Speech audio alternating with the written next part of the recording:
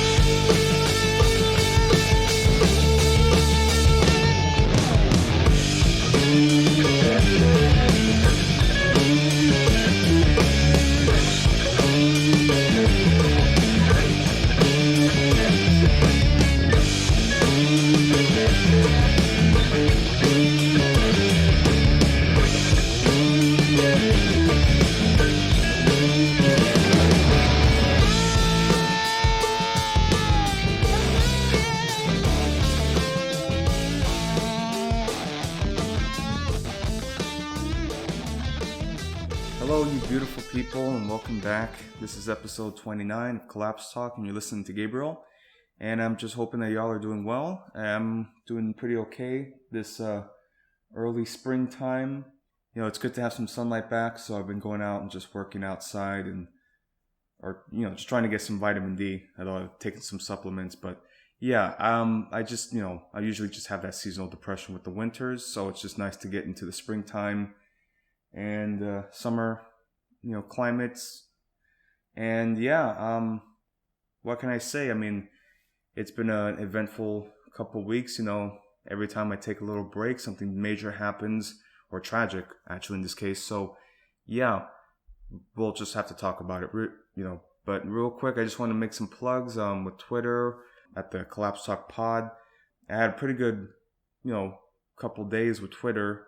I made a post about Shuan Head's recent video on the Hell World, her episode 3, and her work in collaboration with Post America. So I made a little clip, and that got some traction with the Twitter community. So yeah, I just want to make a quick shout out there to give me a follow. I mean, I'm very much a boomer on that site, so I know I can put some stuff that doesn't really fly with the kids these days. So yeah, it's all right. I mean, I'm not doing it for popularity, really. I'm just, putting my input into the ether. So yeah, anyway, so give me a follow there.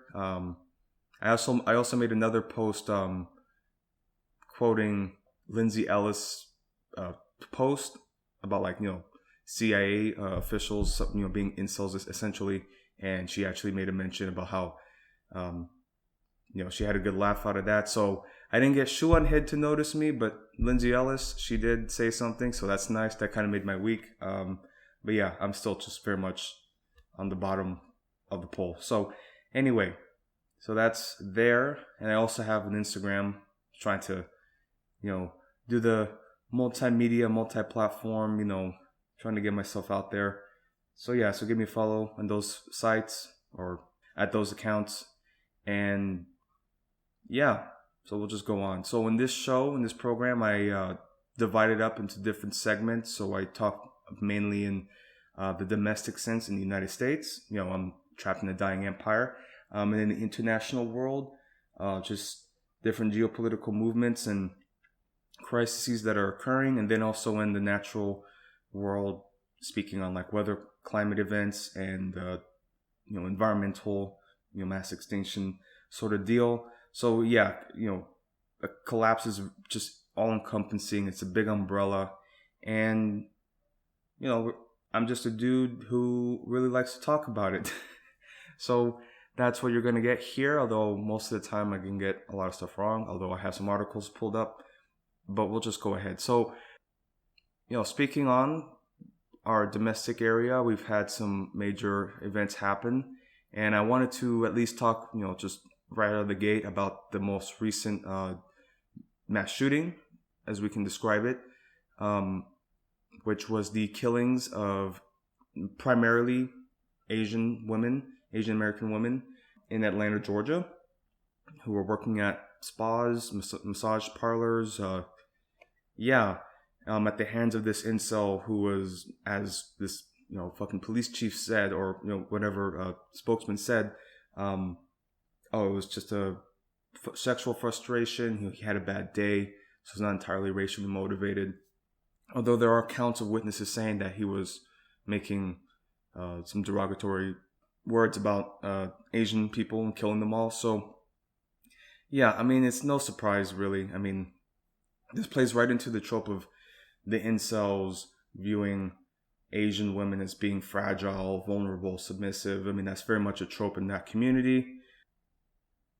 Yeah, and this just speaks again to the rising violence against Asians and Asian Americans, and just this is just examining this as so many different layers, because it's like the racial motivation, then there's also the misogyny aspect and the sex addiction, or I mean, it's not a sex addiction, but you can see that it's linked in a lot of ways. But there's just so many different layers to unpack on this. So I'm going to read from USA Today, and it's speaking on this event.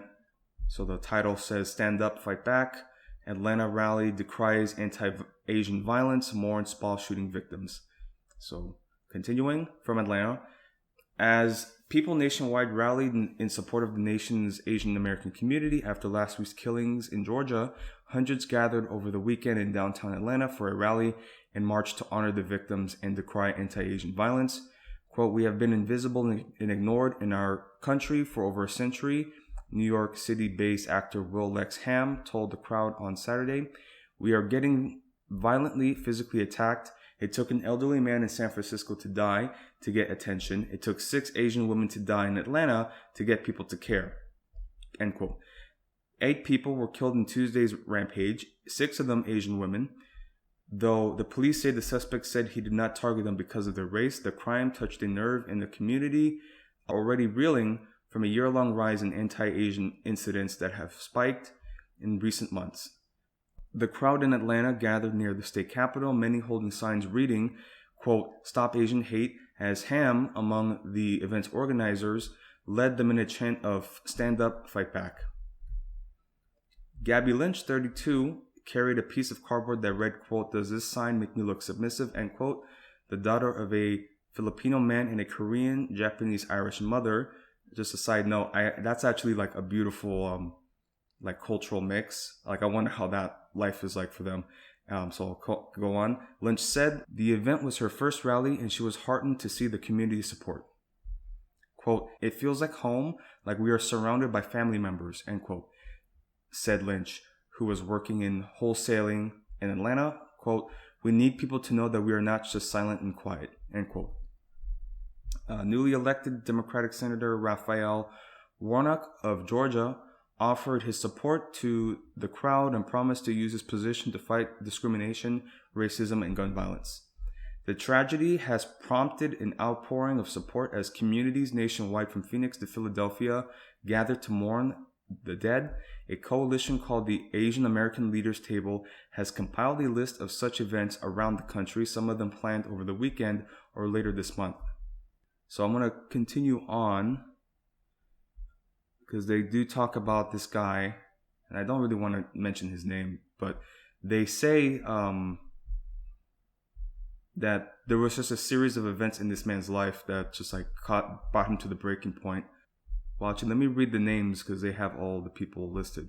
So those killed Tuesday were Soon Chung Park, 74, Hyung Jung Grant, 51, Soon Cha Kim, 69, Young Ai Yui, 63, Delana Ashley Yuan, 33, Paul Andre Michaels, 54, Dao Yu Feng, 44, and Xiaoxi Tan, 49, who own Young's. Okay, and then they're also saying, just the course of events. So the events Tuesday began late that afternoon when authorities say Long opened fire at Young's before driving 30 miles into Atlanta and killing 4 more people at 2 businesses, Gold Spa and Aromatherapy Spa.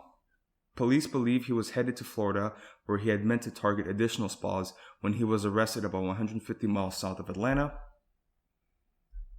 And let me move on because they were saying, essentially, I'm trying to find the paragraph, but essentially they were saying that he got furloughed. He basically was unemployed, and then he also got kicked out of his parents' house. So there was, okay, here we go. So other video footage obtained by the Washington Post indicates Long, 21, spent an hour outside Young's before entering the spa. An hour and 12 minutes later, he is seen leaving the location and getting into his car before police arrived, the newspaper said. More details about the suspect have been emerging. Records released to USA Today on Friday indicated that Long had been kicked out of his parents' home the day before the shooting and was emotional. Long also had been recently furloughed from his job at a trade show business because of the COVID-19 pandemic, the report said. The police have said Long had indicated he committed the crimes because of a sex addiction. So, yeah. So, there were just so many different things that went wrong in this guy's life. And yeah, he hit his breaking point. And then for whatever reason, he targeted Asian women. So, it's not hard to see why he targeted that specific group. But then you also see that, yeah, there were things going wrong in his life and he just hit his breaking point. So, when I speak on incel radicalization, I try to of course there are people who have just bad wiring in their head and they just view women, particularly women of different racial groups, just in an objective sense or in a submissive sense. So yeah, I can certainly, of course I see it unfold in real life. So the point that I always try to make about incelship, if you want to call it, because I'm certainly in that group, although I don't hurt women or harass women, my issue is usually just my timidness and not being confident when approaching women. So when I speak on this radicalization with the far-right community, or the alt-right, you could say, it has a lot to do with just the financial instability and the inability to work and attain wealth. Because that certainly, in a hyper-capitalist society, if you're broke, that's going to be detrimental to your mental health. And if you're just not traditionally attractive, you're just going to have a hard time. And this is why I also talk about, because I know I might have some weird views about sex work, but it's not necessarily the sex work. It's just the commodification of it. Anyway, I don't want to stay too long on this, but I do believe that prostitution should be legalized, because then guys like this wouldn't always happen. It's still going to happen. Guys are just fucked up. But if this dude could just go out and just bust his nut, I think we wouldn't be having much of a problem, although he still had a sex addiction issue. So, or at least that's what they're saying. Because obviously there was still a racial angle. I don't know. Again, like I said, there's so much to unpack here. And it's tragic, of course. My condolences are to the victims and their family. It's like we still need to create some pathway towards de-radicalization for guys like this. But then once they start blasting, and not in the fun way, it's then there's no going back. And then of course they need to be arrested, and justice needs to be served. But there's a crisis of young men who just don't have any sexual partners. I mean, there is also another graph that's been floating around Twitter about the rate of virginity among young men, and unfortunately now I'm a statistic. And I mean, a lot of it has to do with the financial instability, which does affect my self-esteem and my self-image, and of course social media as well. There's a perpetuation of an image of there's so many different factors. And again, also it's a lot about me, like just a lot of personal growth problems that I have to overcome. But it's just unfortunate that I have to be in survival mode constantly and having to worry about keeping a roof over my head each month, and I can't focus on forging intimate relationships. I mean, honestly, if I didn't give a shit, I could just go out and have sex whenever I wanted to. But I've done some delving into my sexuality and I've realized I'm demisexual. That's what it's called. So it's people who are only comfortable having sex with those that they have intimate or emotional relationships with. So, which is kind of strange, living in such a hypersexualized age where if you're somebody who chooses to have sex with somebody that you're in love with, I'm not even saying that I'm waiting to marriage. I just want to make sure that I care about the person that I'm with. That has to be a separate level of sexuality or a separate group. Those are the people who, I don't know. Anyway, I'm going to move on because this is getting distracted. But anyway, of course, we're talking about this Atlanta shooting, and there's the racial supremacy, the racial hatred, the sex addiction, as the police are saying, and other factors involved with this. I'm just finding it curious that the police are saying that about him having a sex addiction. I feel like they try to coach that response out of him so he could get a lower sentence. Who knows? I really don't know. This is really messed up. And of course, now they're showing that the spokes guy, the police officer who was speaking, they're saying that he had posts as well, basically pro-Trump posts, anti-Asian posts, perpetuating the Chinese flu, myth. Anyway, so there's that. So that's speaking on the Atlanta shooting and this particular character, and also just the incel, mass murderer trope that's continuing. I mean, it's guys like this that ruin it for guys like us, who just genuinely are just socially awkward and just have just more growth to do. We don't take out our frustration by killing and hurting people. If I'm just horny, I just masturbate. I smoke pot. I masturbate. I'm really interested at the cross section of the incel community and the nofap community, because I found that they're not that separate. They're the guys who shame themselves for masturbating also have some pretty weird views on women in general. So So anyway, I'm gonna continue on. So that's the Atlanta shootings, but we also want to talk about this just rise in anti-Asian sentiments in the United States. And honestly, this isn't it's new now because of the pandemic and because of people like Trump perpetuating the China flu, blaming China for bringing the disease here, and trying to deflect responsibility from their terrible response. But I did want to speak about just in general what people have been talking about, or their testimonies about attack and reports of attacks. I mean, a lot of the victims in these cases are just elderly people who can't defend themselves. So that really shows that these people are just cowards, because I could never imagine ever putting my hands on an old person, even if they were like the most vile, like Trump supporter. Like, I just can't imagine like ever punching somebody like that, you know, because they're just frail and they're vulnerable, and like that's not even like a fight. You're just bullying, So these are bullies, these are cowards, and some of these reports are just terrible. But I'll continue. I'm reading from BBC. So COVID, the title, COVID hate crimes against Asian Americans on the rise. An elderly Thai immigrant dies after being shoved to the ground. A Filipino American is slashed in the face with a box cutter. A Chinese woman is slapped in the face and then set on fire. These are just examples of recent violent attacks on Asian Americans, part of a surge in abuse since the start of the pandemic a year ago.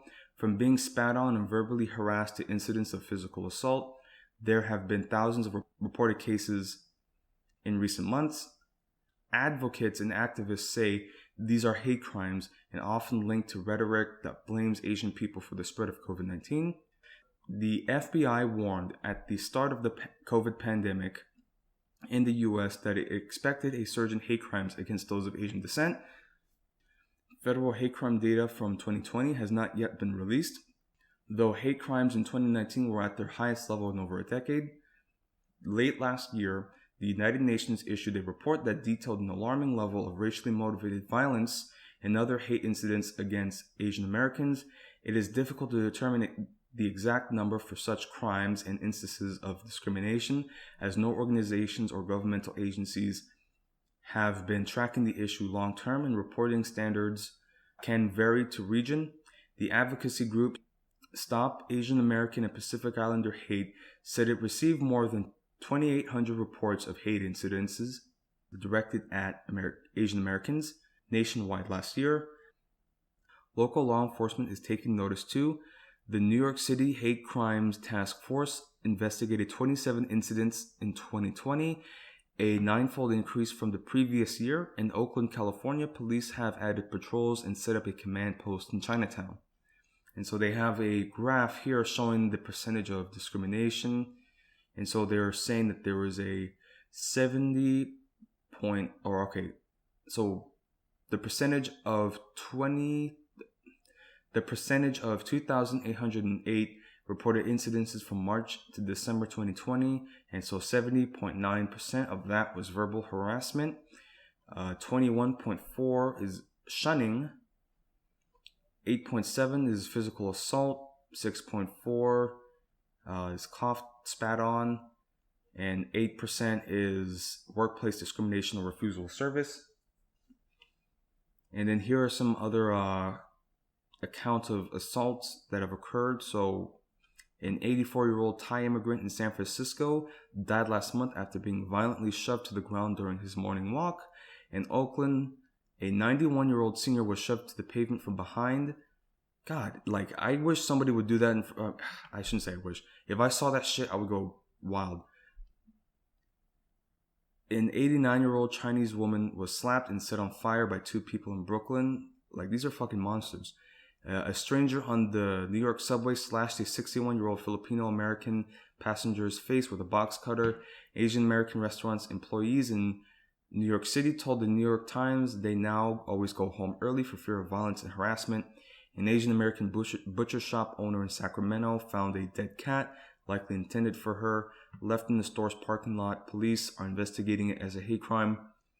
An Asian American family celebrating a birthday at a restaurant in Carmel, California, was berated with racist slurs by a Trump-supporting tech executive.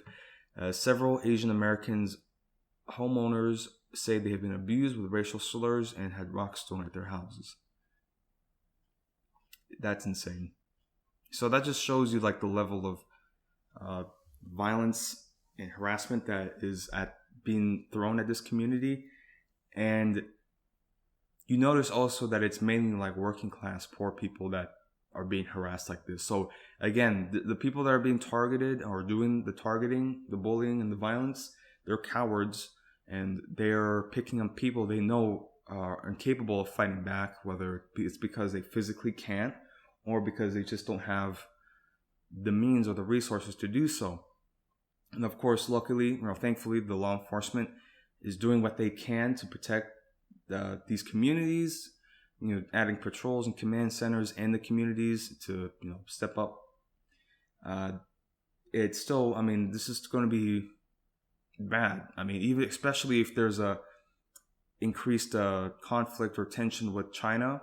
I know I talk extensively on China, but I try to make it around the authoritarianism of their government, not necessarily the people, although I can still talk about some weird customs that are just, that they might necessarily be perpetuated on a grander scale, but it's still something that needs to be called out. But I digress.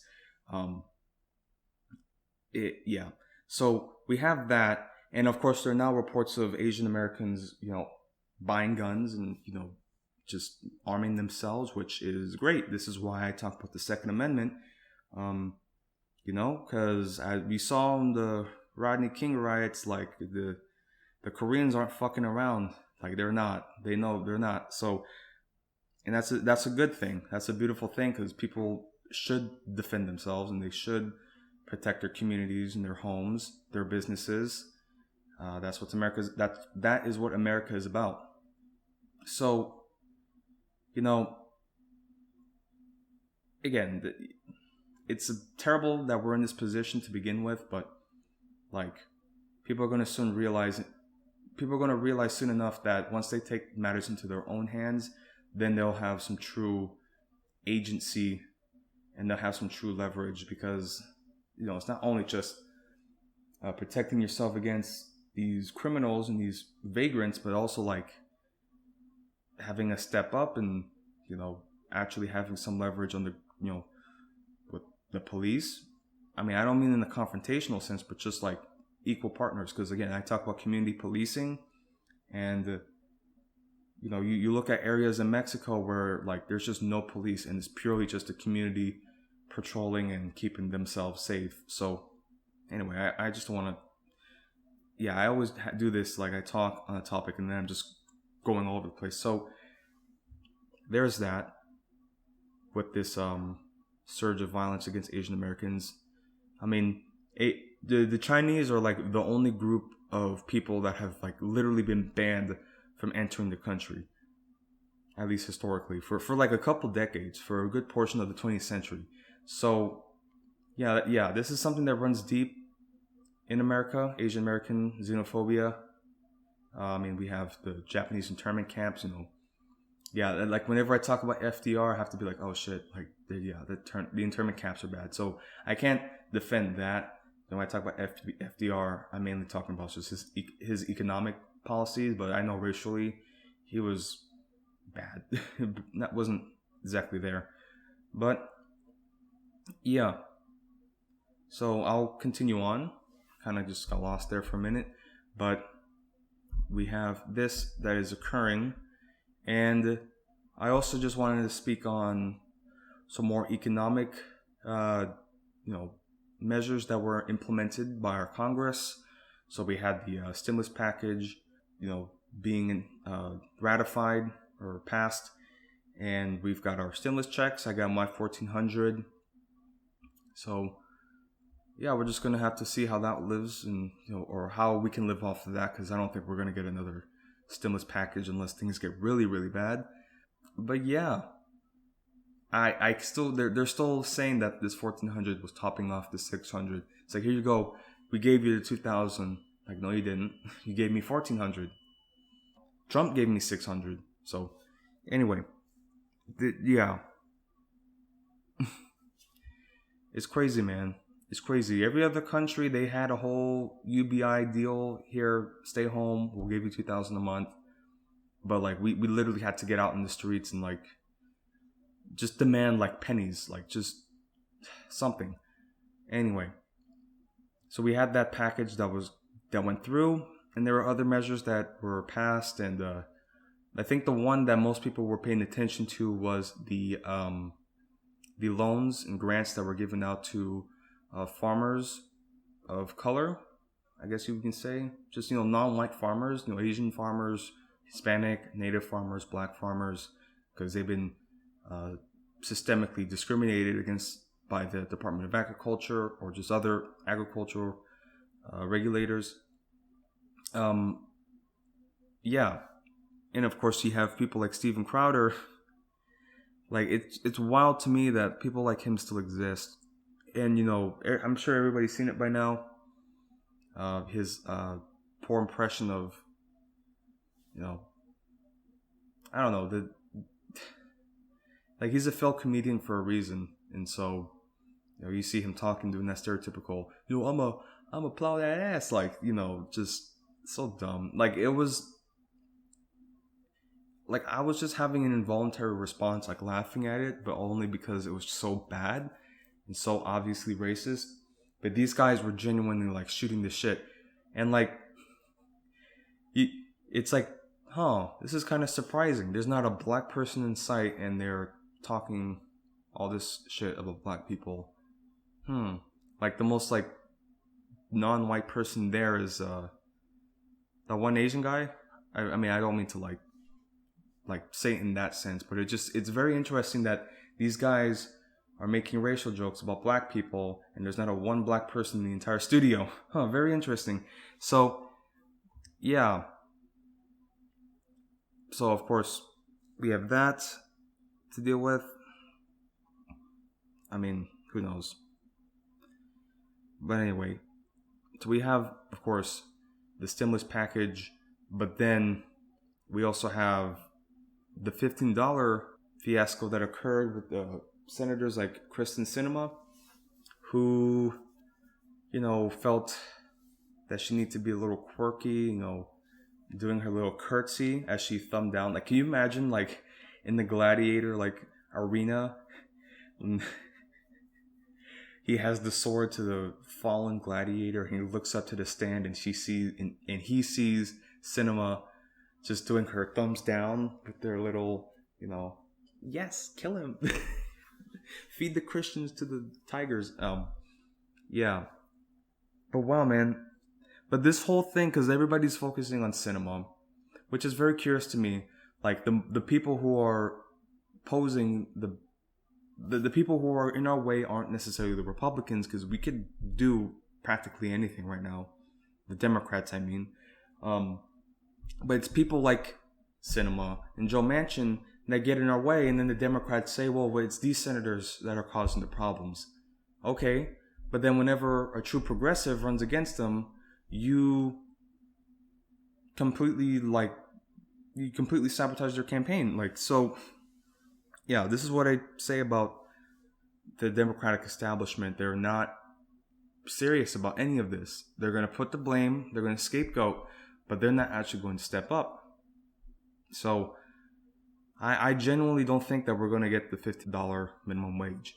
And if that doesn't happen, that could really, like, be the end for America. If essential workers, because that's what they were calling us a year ago, we were essential workers. If we can't get a living wage, then we might as well just throw in the bag. Because, like, what she basically said was, serfdom for all the workers, your serfs. So, yeah, man. We're just going to have to see how this unfolds. But, it was like a parliamentary... I didn't even know what the fuck that was when they said it. I'm like, wait, what? We're a parliament? But that, an unelected official that could absolutely be overruled, because that president had been established already. Kamala Harris wasn't serious about it. Joe Biden's not serious about it. They're not. And you see a lot of liberals actually, like, saying, no, we don't have to raise it because that's going to affect businesses and they're going to lay off people. Hey, they're laying off people because the business owners, they don't want to lose their bottom line, because for whatever reason, because they need the biggest cut of the pie. And if they have to give up 1% of that piece, they would rather just kick the people out so they could keep that 1%. Like, like, that's what I have to explain it. And of course they're going to say, well, these business... You realize that a lot of these liberals, they're not serious about attacking this hierarchy, social hierarchy. They benefit just fine. It's really hard because, I'm sitting here as a working person. Like, I'm a working man. And there's nothing wrong with that. But then I'm also surrounded by people who are not necessarily are business owners, but they're part of that hierarchy and level. So it's very difficult to explain to them. And primarily, these people have generational wealth, so it's difficult because they want to maintain their position. Oh, we can't just be all equal. What do you mean? Like, yeah. Oh well, it's hard to come out as a communist when like everybody around you is so like ingrained with like propaganda and yeah. I mean, like they already got me into therapy because they were saying I was getting radicalized by people online, even though most of this stuff is from what I learned in class. Yeah, and if I completely come out, I mean, like, I would not be surprised if they try to get me committed or take the power of attorney away from me. So, yeah, it's something that I have to navigate carefully because now, like, they could definitely, like, narc on me, like, oh, well, he's saying all this stuff on social media, and the FBI is just, oh, please continue. So, anyway, so the Democrats killed the $15 minimum wage, and, yeah, that could spell a lot of trouble. That could spell trouble for working class Americans. I mean, I basically quit my job because the payment that I was getting wasn't enough, and I was working these terrible conditions. I mean, it's been a couple weeks since I left, and my skin's still a bit messed up from that because I was doing dishwashing, and my skin was reacting to the chemicals. So I don't know what I can do outside of that. But yeah, man, part of the reason I left was because I was kind of, it's strange that they say you can't talk about your salary to workers. And that's normalized now. It's normalized that you shouldn't coordinate and speak with your workers about, being compensated fairly. So, yeah, I didn't necessarily ask people, but there were moments where the managers, they left their computer screens, unattended. And it was like in the middle of the whole kitchen. So like I could basically just look and I was seeing the salaries that the other people were making. And I was working $10 an hour. And I'm sitting here like, I have the most physically demanding job and I'm getting paid the least. Excuse me. So that's one reason why I left.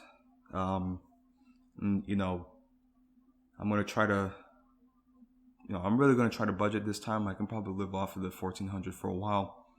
But honestly, it's not that I don't like working. I just don't like making other people rich. That's what I've come to realize. So I just need to make money the way that I can and actually save. I mean, hell, I could lose a couple pounds anyway. I don't know. I don't even like go out and like buy expensive clothes. I just buy food because I'm too lazy to cook. So that's just something that I gotta work on.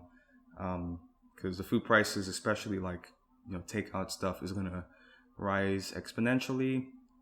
And I'm already a pretty big dude, so I could do with losing some pounds. So anyway, so there's that, those economic stimulus packages that were passed and others that were killed. And then we also have the eviction moratoriums that are ending the 31st of this month. So who knows what's going to happen after that. I'll tell you this much. I'm going to use my stimulus money to buy plate armor. So yeah, I'm going to have to do that because I don't think things are going to bode well for the summer. So yeah. So we have that going on. I mean, I'm glad that I haven't been evicted in the last year because I already have credit problems. So if I have an eviction on my record, that is really going to hurt me. So there's that. So we'll just continue on. So we have to also talk about vaccine distribution and just how the population is getting access to it. And you notice that in many places, I guess in the United States, for whatever reason, they're just not like, again, the response to not only the quarantine, the lockdown, but now to this vaccine distribution is just incompetent. And who knows? Because I still don't even know where to get it. And I've tried to look up different pharmacies in different locations, and I guess I don't qualify for it. And I see a lot of folks on my social media, posting their vaccine card. And of course, these are people with, a couple dollars to spend. So yeah, it's kind of it really is demonstrating the class disparity. And again, the main problem that has always been the issue in this country is it's always money. Even though we have unlimited resources, it's just the prioritization of where those resources go. So yeah, so I want to talk at least about California, because we have the California response, and then I'll also talk about the Texas response. So California, among worst in getting vaccines to vulnerable populations, CDC report finds. Continuing, about a quarter of California's population has received one shot of the coronavirus vaccine so far, according to data from the Centers for Disease Control and Prevention. However, most of the shots so far appear to have gone to populations that are less vulnerable than others. State health officials say they are working to improve those numbers. The CDC issued a report last week that measured counties' vaccine rollouts with regards to social vulnerability. The vulnerability index included several factors including race, education, poverty level, and housing, which the agency noted has also been linked to higher coronavirus rates. The results of this study indicate that COVID-19 vaccinations coverage was lower in high vulnerability counties than in low vulnerability counties, a finding largely driven by socioeconomic disparities, the report finds. As I pointed out, the report examined roughly 49 million shots distributed between December 14th to March 1st. Of the 48 states surveyed in the report, California ranked 44th when it came to vaccinations among residents in the highest socially vulnerable counties. About 1 in 4 shots went to those counties, the CDC said. The states that ranked below California in vaccine distribution in the most vulnerable counties were Kansas, Maryland, Idaho, and New Hampshire. The CDC report acknowledged that states have different vaccination rollout strategies, and that because doses were given out based on population densities, less vulnerable counties may have received more of the shots. The agency also reiterated that each state's priority list for eligible patients differed. During the earlier months of the rollout, California prioritized medical workers, the elderly, and the highest risk residents. The CDC highlighted Montana, Arizona, and Alaska, where 40% of the vaccines went to high socially vulnerable counties. The report noted that those states took early action to address vulnerable populations through outreach, particularly through tribal health organizations directing the shots to those communities, and in some cases offering free transportation to sites. Vaccination promotion, outreach, and administration might focus on high vulnerability populations within counties, for example, providing resources to federally qualified health centers when socioeconomic disparities are identified, the report recommended.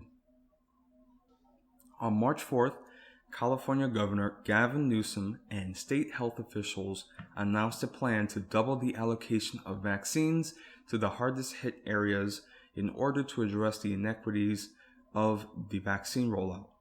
In a statement to ABC News, the California Department of Health said the CDC report underscores their latest efforts to get the shots to the state's most vulnerable communities. With the implementation of the statewide vaccine network, the state will be able to accurately collect data on who has been vaccinated and direct vaccines and resources to the communities where vaccines have lagged, the department said in the statement. And I'm reading this from ABC News. So effectively, they're just saying that, it's socioeconomic disparities, although the Department of Health is pointing more towards vaccine or population densities. So who knows? But without a doubt, if you have the resources and the money to get it, it's not that difficult. And again, I just need to stop keeping my heads in social media, because I do have wealthier friends who, they're posting about buying a new home, or, oh, I got the vaccine, and oh, I'm having a baby. And I'm just sitting here like, I'm surviving. So that's something. So yeah. So, I mean, again, I avoided getting sick. I haven't even taken an antibody test, so I should definitely do that soon. But I've avoided, getting sick because I'm a social recluse. And yeah, so there's that in California. But then, when we look at Texas, and this is also tied towards the Texas storm, and the recovery efforts that are being made. But, of course, our governor, he had to, I guess, distract from the disaster. And he's saying, oh, well, we don't have to wear masks anymore. All right. And businesses are open 100%, which is crazy. I certainly haven't taken my mask off. And I've been to a couple businesses where, people aren't wearing masks, and they kind of are looking at me like, huh, look at this pussy, or, Anyway, Again, I'm back at my delivery gig work, and you meet some interesting folks when you're doing that. So I'm reading from ABC 13, Channel 13 from Houston, and so I just wanted to read about the recovery efforts there. And I like that dynamic that the city of Houston has with the rest of the state, because I genuinely think if Texas tried to secede from the Union, like, Houston would just be its own city-state. So anyway, so yeah, we're talking about this. So, quote, or just continuing, as the city leaders continue to fight to keep COVID-19 under control while trying to recover from a historic winter storm, Mayor Sylvester Turner says, though help is underway, there's still a long way to go. During a briefing on Monday, Turner released the details of the Resilient Houston one-year report. And there's a tweet from Mayor Turner, quote, today our city published Resilient Houston one-year report, which highlights the progress we have made to become a more resilient city. I appreciate our partners for working with us. And, he quotes his partners being, Shell and other different organizations. But yes, the Resilient Houston is an initiative created to help the city properly prepare for future disasters, such as hurricanes and extreme heat waves. And man, we get some heat. This is going to be a bad place to live when that wet bulb hits. So, yes, the initiative launched in February 2020. According to Chief Resilience Officer Marissa Aho, the city is hitting most of its goals, but several projects were impacted by the pandemic. The report released on the city's website lists 18 key targets the city focused on at the start of the initiative, which included goals such as providing Houstonians with preparedness training. Damn, we're gonna become a prepper city? Oh, damn, I'm with that now. In 2020, the city trained 5,750 people. Another target includes investing $50 billion in major recovery, mitigation, and modernization projects that will increase resilience by 2040. Last year, the city invested $77.6 billion. And they have the full report here. If you go into Channel 13, there's a PDF that you could get of the whole report. And yeah, so we'll continue on, at least with the winter storm recovery, which hit pretty hard. I mean, a lot of these communities have been, they're still struggling for water now, even now. And hopefully they get it under control by summer, because people are going to need it. So, yes. So last week, Turner announced details of a new winter storm relief fund, the latest Houston and Harris County Joint Disaster Recovery Assistance Program. During Monday's briefing, Turner said donors have released $7.1 million so far, and out of that total, $1.6 million have been set aside as an emergency grant to support Houston families and those in need of home repairs after the winter storm. He said those seeking help can start by texting Houston Freeze or Houston Ayuda from Spanish or for Spanish speakers to 898211. Once you send the text, you will get a text back for eligibility and application guidelines. So that's the winter recovery and just the future preparedness programs that the city has. Now we want to talk about the vaccine distribution and how the city is managing this suspension of mask mandates and COVID regulations. Now hey, business is open. Get back out there. We need you to spend. Anyway, so yes, more vaccines on their way. Turner said the city of Houston's health department will get its first shipment of the Johnson & Johnson vaccine on Tuesday. This would include about 6,000 doses. Johnson & Johnson's vaccine is designed to be given as a single dose. That means no follow-up visits, none of the red tape needed to make sure people return for the second dose, and none of the worry about making sure a second dose is available at the right time. This certainly will be the best option for our transient population because you only need that one dose, said Turner. He said the city will also be getting another 9,000 doses of Moderna vaccine. The 15,000 doses are in addition to the vaccine supply at the FEMA back site at NRG Park. So yeah, and then they also go on to talk with the CEO of Johnson & Johnson, and he's talking essentially about how this suspension, or at least the relaxing of these COVID rules and regulations with the mask mandate are certainly going to make things worse. So yeah, last week Governor Greg Abbott said that Texas is looking at when it will be able to lift all statewide orders related to the coronavirus pandemic, and that an announcement is forthcoming. Quote, we're working right now on evaluating when we're going to be able to remove all statewide orders, and we will be making announcements about that pretty soon, end quote, Abbott said, without giving a specific time frame at the time. Houston Health Authority Dr. David Pearce said he believes this is absolutely not the time to do that. It is too early, he said. If you consider how many people have been infected, you've got a tiny amount of vaccine. There's still a huge portion of the population that's still susceptible to becoming infected. I hope that the governor will consider differently. There is considerable talk about another wave in April. No one wants another wave. Mayor Turner echoed that sentiment, saying he recalls when restrictions were lifted too early last year, leading to COVID-19 cases to increase. And they're also pointing out towards the discoverance of the UK variant. And it's actually interesting how they find out about this. They literally test the samples of wastewater, sewage. So that's actually pretty interesting that they can do that. Just testing shit and seeing that, we got the new variant. Very nice. I mean, who knows what other diseases they can discover by testing and sampling. So, yeah. So that's what's happening in Houston. We got at least in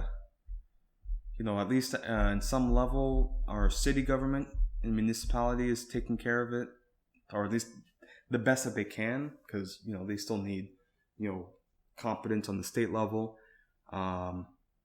But yeah, so we also have that's happening in Houston with the COVID vaccine and also the Texas winter storm recovery.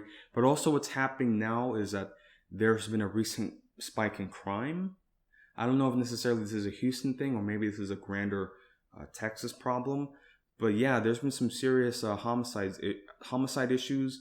They're saying it's up 30%, which is crazy, or at least, given the year to date.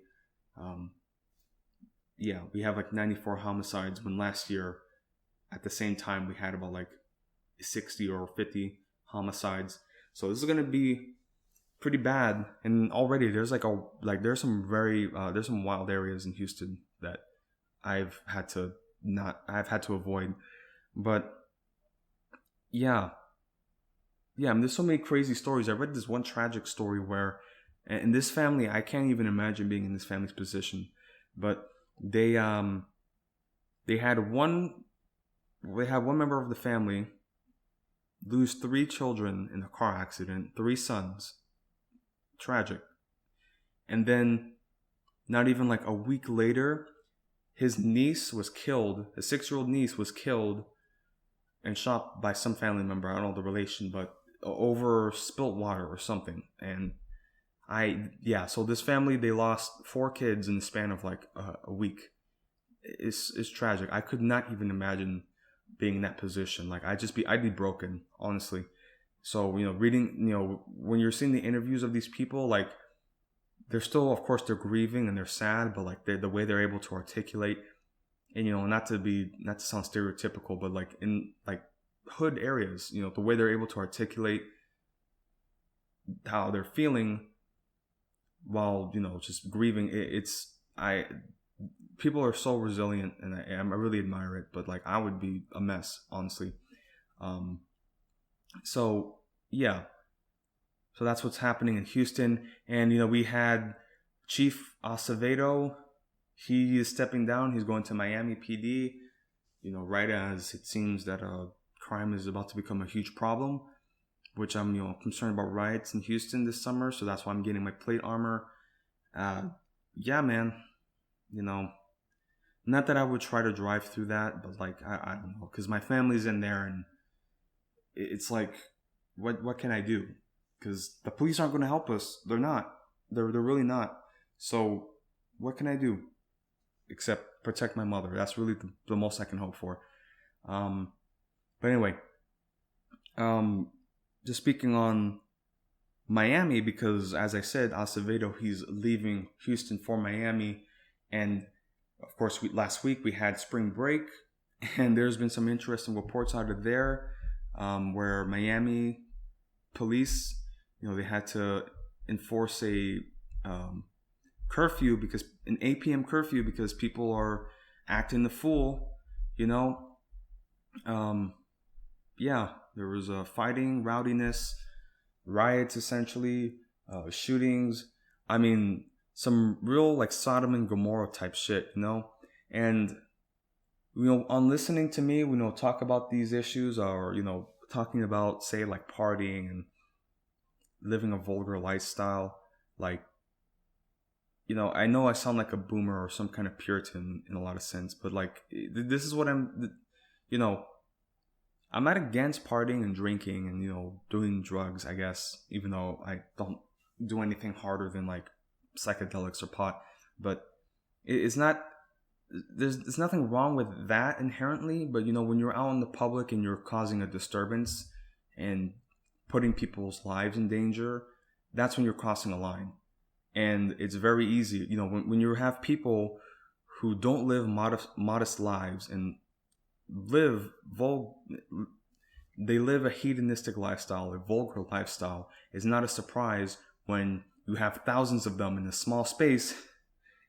Lawlessness and anarchy and violence becomes the norm. And of course, now we saw it, and of course the police had to step in. But now they're saying like the police that the police are saying these crowds are becoming confrontational. They're surrounding the police. Like, hey, this is a recipe for disaster. It really is. And I'm very familiar with Miami. My father is from that town, or he immigrated there, so that's where he lived. So to see, these outsiders, because that's primarily what these people are. They're outsiders trying to, party up. Woo, Miami, spring break. These fucking kids, man. I don't understand the appeal of going out, getting drunk, loud music.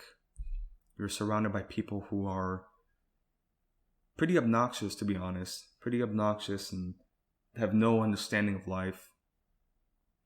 But, again, they're kind of like, it's not necessarily their fault, because it's just a culture that is perpetuated of going out, living life. Yeah, we're young and we're immortal, and I can do whatever I want with my body. Who cares? I mean, you only live once, Anyway, so I'll continue on.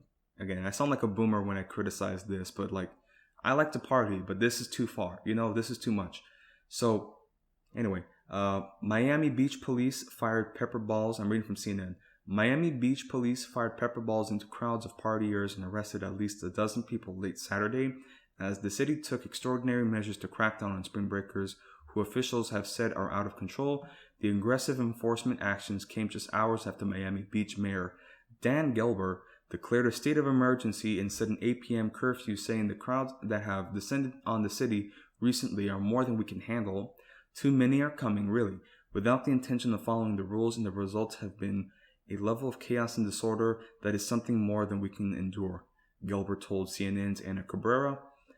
Saturday night, hundreds of mostly maskless people remained in the streets well after the 8 p.m. curfew, with sirens blaring. Police opened fire with pepper balls, a chemical irritant similar to paintballs, into the crowd, causing a stampede of people fleeing.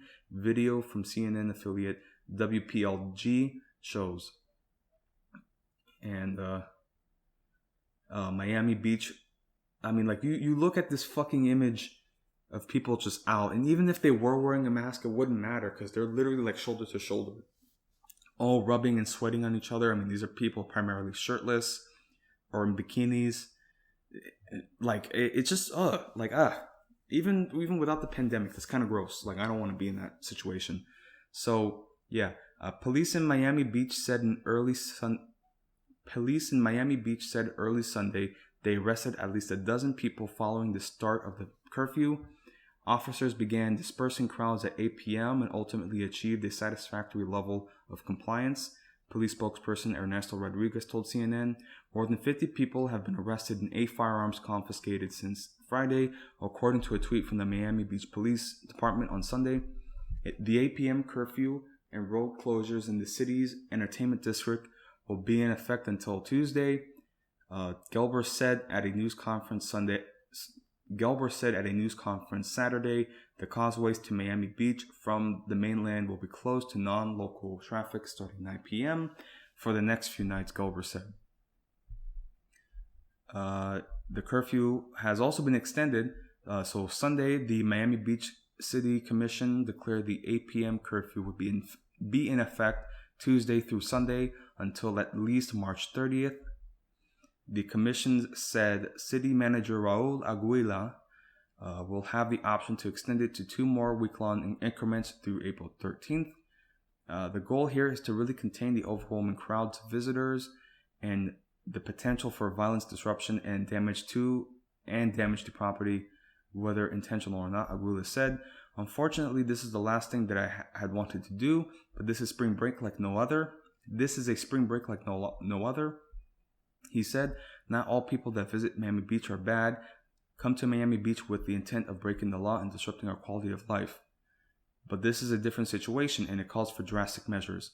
The attempted crackdown comes as Florida has opened its doors to tourists. After a year of coronavirus lockdowns and restrictions around the country, Governor Ron DeSantis has bragged that the state is an oasis of freedom during the pandemic, and the stir-crazy are flocking to the state's restriction-free beaches and nightlife. Gelber told CNN the biggest issues with the crowds have been at night. It feels like a rock concert, wall-to-wall people over blocks and blocks. So yeah, when we talk about the horde, I guess in the prepper community, this is what I guess we're referring to. These are people who the only satisfaction they can draw out of life is through consumption and just, partying, and these are the people that they have to spend. The only way they can feel any fulfillment is buying the best clothing, the newest thing, eating overpriced food, getting drunk. I mean, I don't know. Again, it's not inherently wrong to travel and party and have fun. Those things are not bad, but when you overindulge in it, this is what you get. When you overindulge in it, and this is the only way you can draw any sort of satisfaction, and you multiply this with hundreds of thousands of people in a confined space, yeah, it's going to get wild. It's going to get bad, especially when those hormones are flaring up and everybody's horny. Fuck, man. We saw this a year ago. we saw this. Hey, if I get coronavirus, I get it, bro. Hey, man, you only live once, man. We're immortal, bro. We're gonna live forever. Like, wow, man. This is why, fuck, dude. Oh my god. So just imagine these people when there's truly like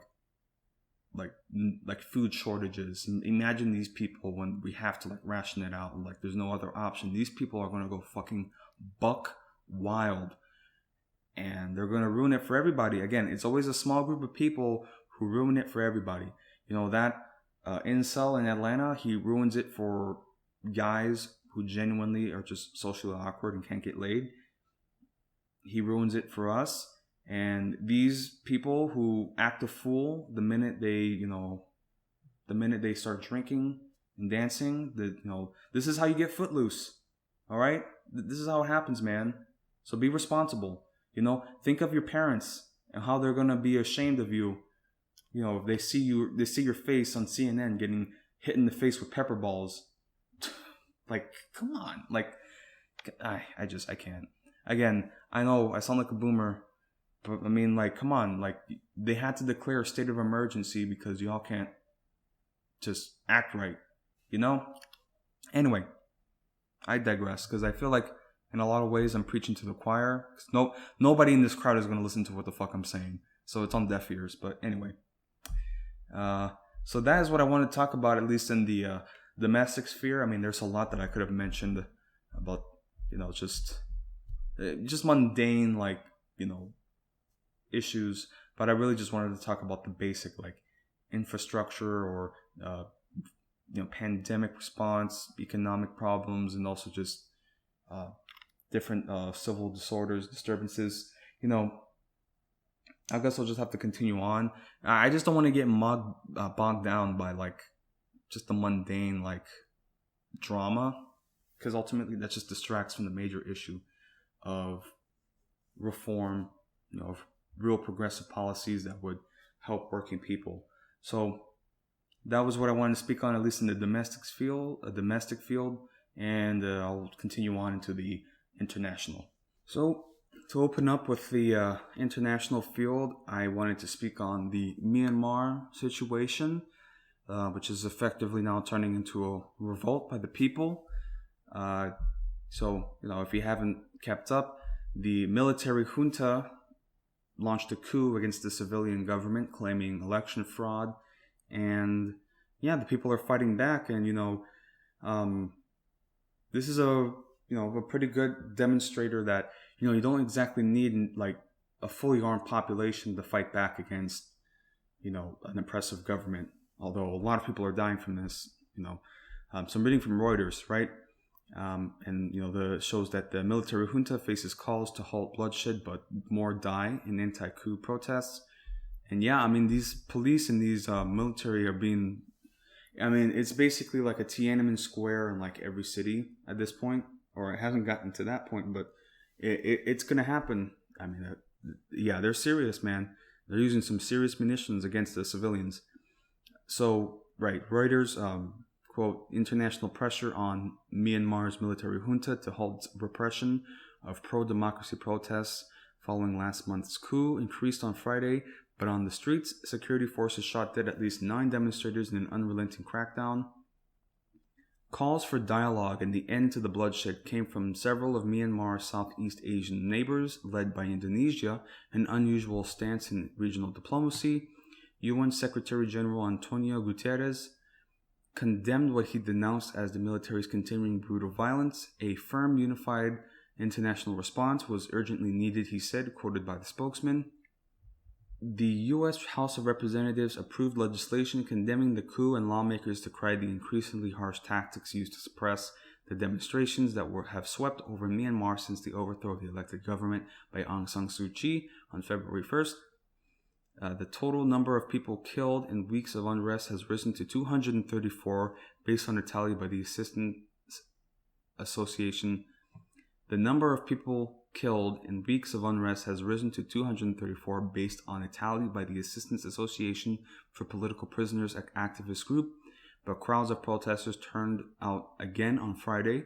Security fires opened fire in the central town of Angbang as they tried to clear a protesters' barricade, media witnesses reported. Security forces came to remove barriers, but the people resisted and they fired, end quote. The witness, who declined to be identified, said by telephone. An official with Angbang's funeral service told Reuters 8 people were killed, 7 on the spot, and 1 wounded person who died after being taken to the hospital. The spokesman for the junta was not available for comment, but has previously said that security forces have used force only when necessary. 1 protester was killed in the northeastern town of Lao Ka. The Myanmar Now News portal said 1 person was shot and killed in Myanmar's main city of Yangon. Social media posts showed Reuters could not confirm that death. Police ordered people in some Yangon neighborhoods to dismantle barricades and have been hunting for protest leaders. Residents said parts of Yangon are under martial law. Demonstrators were also out in the second city of Mandalay, the central towns of Myangyang, Katha, and I'm sorry, I can't say these words. I mean, they're pretty nice saying. Witnesses and media reported. The military has also shown no sign of being swayed and has defended its takeover, which derailed a slow transition to democracy in a country that has been ruled by the army for most of its post-independence. The military has shown no sign of being swayed and has defended its takeover, which derailed a slow transition to democracy in a country that has been ruled by the army for most of its post-independence history. It says a November 8th election won by Suu Kyi's National League for Democracy was fraudulent and its claims were ignored by the Electoral Commission. It has promised a new election but not set a date and has placed Myanmar under a state of democracy. I think I should be emergency. Anyway, Suu Kyi, 75, faces accusations of bribery and other crimes that could see her banned from politics and jailed if convicted. Her lawyer says the charges are trumped up. The Nobel Peace Laureate, who has campaigned for democracy in Myanmar for 3 decades, is being held at an undisclosed location. Authorities have tightened restrictions on internet services, making information increasingly difficult to verify, and also clamped down on private media. Yeah. So this is a pretty harsh crackdown, and it could certainly escalate. I mean, they're saying like 230 people have died. That's a crazy number, and that's certainly higher. And I've also read reports where they're now pursuing doctors and paramedics who are giving medical aid to the protesters. And I saw one clip of a cop just shooting at the protesters inside the ambulance. Like, this is some real like thuggery that's going on out here by the police. And hopefully, there are some that have a conscience. I can imagine in situations like this, a lot of the people who go into the military and the police, there's that one side that wants to go for the power, and then the other side that goes for the public service duty to your country, and also because it's just an easy paycheck. So who knows? I mean, and it's the same problem here in the United States. I mean, a lot of the cops go for the power, and also because it's just a guaranteed paycheck. And I mean, we're basically a police state. And, I forgot to mention actually in the domestic field that we have like legislation now in Kentucky being proposed, making it illegal to insult or mock police. So, yeah, it's slowly happening here. So it's interesting to see that this dynamic in a third world country like Myanmar, or quote a third world country I should say, and the response in the international community when we didn't have basically the same thing happen this summer. Okay, I mean they haven't used live ammunition yet, but they will. They will, and these police and of course the pro-police people, they're gonna justify it. But man, this is when you look at stuff like this happening and you look at the international community lecturing them, and then you see their response to their own police violence, it's just like it's the pot calling the kettle black in a lot of ways. But of course, our police haven't been, just shooting into crowds indiscriminately with live ammunition, at least not yet. So it's going to happen. So that's Myanmar and the political crisis there. And I also talked about the connection between Myanmar's military and China. And on closer research and inspection, they do have a bit of a link. So that is definitely another reason why they're coming out against Myanmar, because they're not under the junta is not under the Western sphere of influence. If you catch my drift, So yeah, this is the game. This is their game. So anyway, yeah. There's just been interesting images coming out. I mean, the people who are fighting back are brave. They're just normal civilians, standing up. And it's getting pretty medieval. There's people out there with shields and, the testudo Roman formation. I mean, that formation has stood the test of time because it works. They're fighting against the police, and now there's some images of people using bow and arrows. So, yeah, man, they can, try to take our guns away, but we still have archery and medieval tactics that can hold up. Of course, we have drones, so they don't really need to get the ground soldiers in most of the time. But yeah, that's in Myanmar. But there's also been other protests and clashes that have been occurring. And it's not necessarily, an election issue, but mainly to do with women's rights that has been occurring in Mexico. And I covered this last year also, that they had a similar riot and demonstration of women standing up against female violence, female murder. I mean, Mexico has a pretty severe problem with violence against women. Latin America in general. And there's been, several legislations that have been occurring in Latin America considering abortion, or allowing abortion, I should say. So that it's been victories for women's rights. But yeah, when I look at women like this, they know how to fuck shit up. It really it's empowering. It really is. It's inspiring because this is a literal pussy riot, and I'm here for it. So yeah, in Mexico City, I'm reading from BBC, they had protests and clashes with the police and women fucking shit up. And yeah, they're just, they're fed up.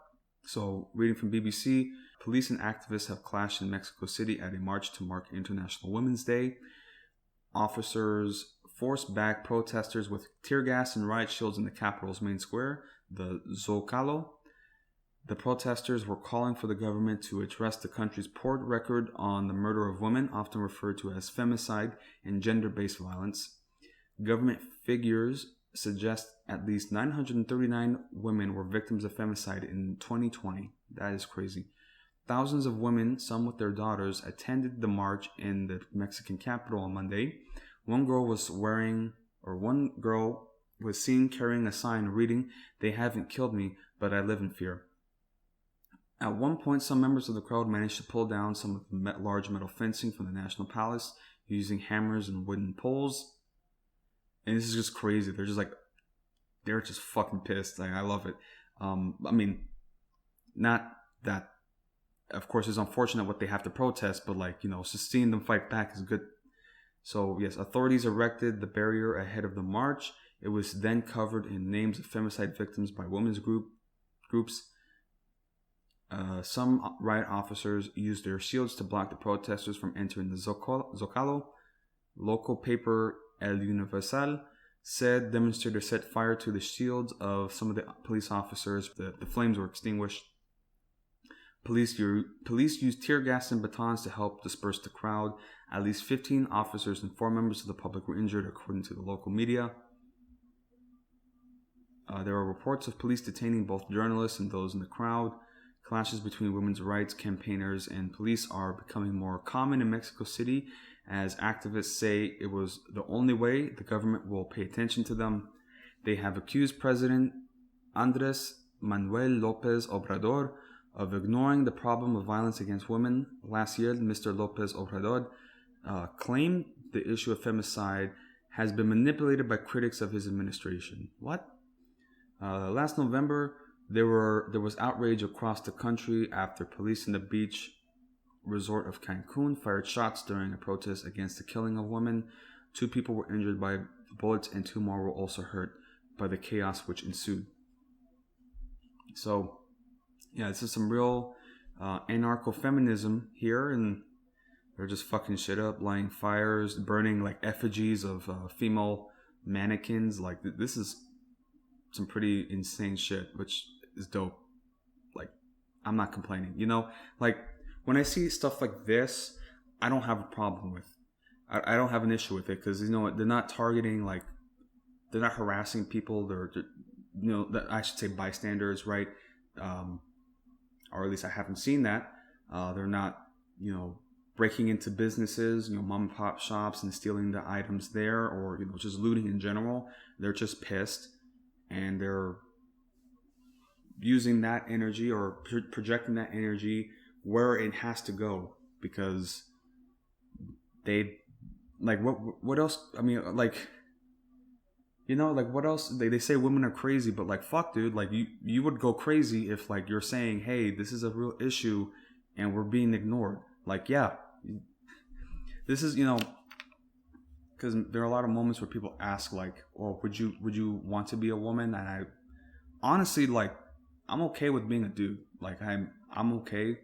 Like, of course, if I was a woman, I wouldn't shame myself for being a woman, but still, it's like, yeah, I like being a dude, even though I'm not white and I'm not on the top of the pole. But, you know, I can, relatively speaking, go out and do my business without having to carry a weapon on me and not have to worry, you know? But as a woman, like, there's so many things you have to take into account, and you have to tell your friends where you're going, and say, like, you want to go to the beach, you know, you have to, yeah, there's so many, I can't even imagine. Fuck, that is stressful. Like, you know, like, sometimes I get self-conscious when women are, you know, wary of me and, you know, keeping their distance, but, like, I get it, because, yeah, you don't know me, and of course, like, guys are capable of anything. I mean, I'm like that with men also, like, because I don't know what he's capable of, like, so, yeah, don't want to continue too far, but I do want to bring women's issues to the forefront on this program, because it's, of course, you know, we're talking about patriarchy, and patriarchy in a lot of ways is the source of this collapse and decline. Yeah, we just have, you know, we want true egalitarianism on this program, and we truly want to empower women on this program. I mean, I was talking about female militias that were being formed in Mexico because the cartel have been kidnapping and murdering all the able-bodied men. So, like, yeah, man, you know, I mean, I'm going to stress it every time that I can, that if you're a woman, you should probably get a gun and learn how to shoot. I mean, I'm sorry. Like, we live in a dangerous world now, or we've always lived in a dangerous world. At least for women, it's certainly been dangerous. And the gun is a great equalizer, you know? Hey, Jenny's got a gun. Watch out, you know? So, yeah. And, you know, you don't even need something big. Like, you can get, like, a little 22, you know? You can have that in your handbag. Like, yeah, I mean, there's so many different options, you know? So, I don't want to go too deep into that, but all I'm saying is that if I were a woman, I would have all kinds of guns with me, you know? But that's just me. So I'll continue on, because that's in Mexico. But then there's also, like, female demonstrations, or, you know, protests and riots that have been occurring in the UK. There was recently the murder of a British woman at the hands of a police officer, Everard, and they had a demonstration a week ago that was disrupted. It's so strange when you hear these statements by the police, because they're saying, oh, well, we had to do it for their safety. You know, oh, it was a disruption that we had to do it for their safety. Even though It's the police presence that causes that disruption and that chaos. If the police hadn't showed up, the people would be doing their vigil and they would mourn the way that they need to mourn. Well, first off, if we didn't have police officers that were sexual predators, this wouldn't even happen. So, like, it's mainly the police. Yeah, it's at the root, it's the police. And they just keep fucking things up. So, yeah, UK is having their own protests. So that happened, the vigil and that, civil disruption happened. Of course, there were some serious photos, like, the cops are the only group of people who can beat women on the streets and at home. Like, these are the worst of the worst, man. They're literal wife beaters. So we have the police and demonstrator clashes that occurred, but then we also have clashes and demonstrations that have occurred last night in Bristol. So I'm reading from The Hill. Demonstrators and police clashed in Sunday protests where thousands took to the street in Bristol, England in opposition to a bill that would give police more powers to restrict nonviolent protests. So in response to the vigil disruption, they implemented more restrictions on protests, trying to say it's like a COVID stuff, but it's clearly repression and dissent. So continuing, protesters gathered in Bristol's city centre to demonstrate against the police crime, sentencing, and court bills that would permit officers to institute time and noise limits on street protests, Reuters reported. The demonstrators defied COVID-19 restrictions and rejected suggestions to participate in virtual protests in order to congregate in Bristol. Some protesters launched fireworks at officers, attempted to topple a police van and climb a police building and spray with graffiti, according to Reuters. Police in riot gear attempted to push back protesters with batons and shields. The Avon and Somerset police issued a statement in response to the demonstration saying that several hundred people gathered outside Bridewell police station and at least two police vehicles were set on fire. Chief Superintendent Will White said a small minority of protesters turned a peaceful protest into a violent disorder, during which 2 officers were sent to the hospital, with one suffering a broken arm and the other having broken ribs. These scenes are absolutely disgraceful and they will be widely condemned by people across the city, he said, and there can never be any excuse for wanton disorder. These men and women out there with the intention of serving and protecting the public, they should never be subjected to assaults or abuse in this way, he added. Criticism of the policing bill comes after officers removed protesters and made arrests in response to a London vigil for Sarah Everard, who was killed. Wayne Couzens, a London police officer, was charged with allegedly murdering and kidnapping her. The bill existed before the Everard case. It came up for debate in Parliament 2 days after the London vigil that received a heavy police response. Okay, so I was incorrect about this bill being passed as a result of this visual crackdown, but still, the fact that they had that and the police felt that they had to step in, even though people were trying to peacefully assemble, it just shows the situation that they're in the UK. The UK is certainly going to have lots of problems and as things unfold, and of course we also have the monarchy scandal now with Meghan Markle, because they can certainly, these protesters, I feel like they could certainly, it's like a dominoes, right? Toppling of the dominoes. So it starts with this woman being murdered, and so it becomes a protest. It becomes like an event to mourn this woman passing, and then it turned into a protest against police violence, and of course the police crack down, and then it escalates to protests against this lockdown and the inability to express oneself, and then the institution, and then eventually it goes to toppling the monarchy, getting rid of that. And that's what I guess these police officers and a lot of these institutions are afraid of, because they want to preserve the monarchy.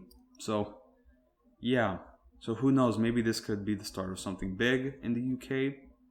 They certainly had riots. If y'all remember the riots that occurred in London, I guess 2011, that shit was like medieval. Like when I look at the footage, like those people were out with machetes. Like it's fucking wild, man. So who knows if something like that could prop up again, especially if their economic situation continues to deteriorate. But yeah, so that's in London, UK, Bristol. Something to keep an eye on there. But yeah, given that I'm talking about the international field, I did want to talk at least some recent like U.S. Moves geopolitically in the international field, especially with this new administration, because we voted, or y'all voted. I don't know who else voted. I didn't vote for him. We voted for Joe Biden, and a lot of people were rationalizing, well, we can push him left. It's better than Trump being in power. I mean, I guess so, but look at what's happening now. I mean, nothing's really changing. Like, not even on the international level. Nothing's changing. We're still having hostilities with Syria. I mean, we literally just bombed them, so that set the tone pretty, out the gate. Less than 40 days in, we had to bomb Syria. And now there's like different posturings occurring with Iran.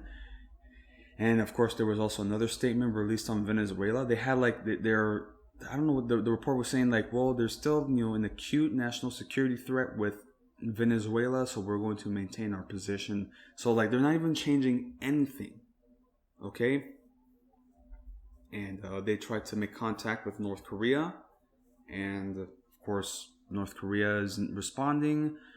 They had a conference with China, like an open public conference with China in Alaska, and China was pretty cold with us, saying that we're not in a position to be negotiating. And then Biden is calling Putin a killer, which he is. I mean, that's not a wrong thing to call him, but it is ratcheting up. It's increasing tensions with all these different players, and it's not necessarily that we have to like appease them, because I understand the principle of appeasement and how that gets us nowhere, but we don't need open confrontation or hostility, or I don't know. It's because now we're seeing like this new world order form, and we have, I guess, the allies, you could call it, and the axis of evil, as George Bush said, and yeah, man, we're entering a phase. I think within these next 4 years, we could see significant crisis and events occur that could bring us to the brink of World War III. And I don't know if Biden is in the mental state to make the right decision, because you imagine if we had the Cuban Missile Crisis, but John F. Kennedy was a 78-year-old man. Like, I don't think things would have turned out the same way. I don't know. Jeez, man. Anyway, so we have those dynamics forming, because, I mean, if we're going to talk about the different factions that are forming, we have, Syria, Iran, Venezuela, North Korea, China, Russia, Pakistan. They're all kind of just forming their own little ball, their own sphere. And then, of course, you have the West, NATO, primarily capitalist systems. Yeah, man. So who knows? We could have World War III either in this decade or in the 2030s, the 2040s. I mean, who knows when it's going to happen? Who knows? But like, it doesn't seem to be backing down. People don't seem to be backing down, and we're still, we're still playing chicken, I guess. This is how it's going to end. So we have those dynamics forming. And then also with the U.S., Biden is trying to, I guess, posture himself, saying that they're going to step away from dealing with Yemen. But then they have this caveat where, the munitions that we are giving to them is purely for self-defense, which like they could make any kind of bombing and say it was self-defense. So really nothing's changing in Yemen. or at least with our involvement with Saudi Arabia. Although there was the U.S. Treasury, they are implementing sanctions against certain individuals linked with the Khashoggi murder, Jamal Khashoggi murder, and they effectively implicated Mohammed bin Salman, the Crown Prince, in the attack or the murder, but they're not really gonna do anything because they literally said that would just increase tensions and ruin the relationships with the Kingdom of Saudi Arabia because he's gonna be the king. And it's crazy though, like you're saying that you don't want to sour relations with Saudi Arabia when they have credible links towards the terrorist attacks of 9/11. So like they don't really think highly of us, and this is purely for the oil, man. It's just the same reason they want to go into Venezuela, want to go into Iran. It's the oil, baby. And it's so hard to explain that to people. Like, I have more respect for the people who acknowledge it. Like, yes, it's for the oil, rather than those. It's like, oh, you see, it's a humanitarian issue, and it's we just like the guys who are straight to the point that yes, this is for taking the resources because this will run out and we need everything. I'm like, okay, well, at least you're honest. So, yeah, that's what's happening in the international stage with the U.S. and the posturing of global powers, possible World War III. But we'll continue with a different crisis that's occurring in Lebanon. And this is a country that has historically witnessed collapse and civil war, and looks like it's on the verge of happening again. So we had that explosion in Beirut, and that is certainly a watershed moment that just probably spelling the end of this country, or at least like some significant collapse or downfall. So I'm reading from Financial Times, and they're pointing at the Lebanon crisis and how their prime minister is effectively stuck in office. Like, he resigned, but he's still technically in power because the new guy hasn't been inaugurated. So he still has to deal with all these problems. Like, he can't escape. And he's on a salary that's less than $1,000 a month in US dollars. And their currency is already like plummeting. So, reading quote from Financial Times: on a salary worth less than $1,000 after the collapse of the local currency, in charge of a broken economy and housebound due to security concerns, it is little surprise that Lebanon's caretaker prime minister is keen to quit. Quote, "It is the only job in the world where you resign and then you're stuck," Hassan Daib told the Financial Times in an interview. He stepped down after the catastrophic explosion at Beirut port devastated the city in August last year, but the political bickering has stymied the formation of a fresh cabinet led by Prime Minister-elect Saad Hariri. This meant Daib was, quote, "still Prime Minister effectively. You have to handle all the problems, and you can see the problems how they're compounding," end quote. He said, "Political dysfunction has pushed the fragile nation toward total economic collapse and infuriated Lebanese struggling to survive as hyperinflation soars and unemployment rises. In recent weeks, protesters have taken to the streets and set up roadblocks on main roads to vent their anger. The country's problems, a result of decades of mismanagement and corruption, and exacerbated by coronavirus and the port explosion, threaten to overwhelm the small Mediterranean nation. The World Bank estimates almost half of the population has been plunged into poverty." Daib describes the situation as acute financial disaster. The commander of Lebanon's army last week warned he did not have sufficient funds to cover the military's needs for the coming year. Mohammed Fahmy, caretaker interior minister, said the political failure was draining Lebanon's security forces, now unable to perform, quote, 90% of our duties. The government has also warned of future electricity shortages. Recovery hinges on a bailout from the IMF, but the caretaker government, which has been waiting for months for the formation of a new administration, cannot negotiate one. So, quote, "waiting an extra week for Hariri to form a cabinet is like aggravating the economy and financial situation an extra year," according to Daib. The university professor who presents himself as a technocrat without strong affiliations to a political party, Daib, was appointed prime minister in December 2019, a role reserved for a Sunni Muslim since the civil war ended in 1990. Lebanon has shared power between its religious sects, but the horse trading over positions creates huge delays. Daib, who wanted to hand over the role, described himself as a, quote, hostage of Lebanese politics, of the way politicians have been running politics in this country for decades. Daib is in his comfortable West Beirut apartment rather than the prime minister's residence, the Grand Sea Rail, because he has been advised to minimize his movements, but has not been told what the specific threat is. Quote, I get a lot of security messages from different places, shrugged Daib. 90% of them turn out to be not true. He says he does not have daily briefings with security officials. Despite having previously served a term as education minister, Daib said he was surprised by the parliamentary resistance to reforms. Even those who gave us the vote of confidence, a good percentage of them, including the Shia arm, worked against us after we became cabinet, he added.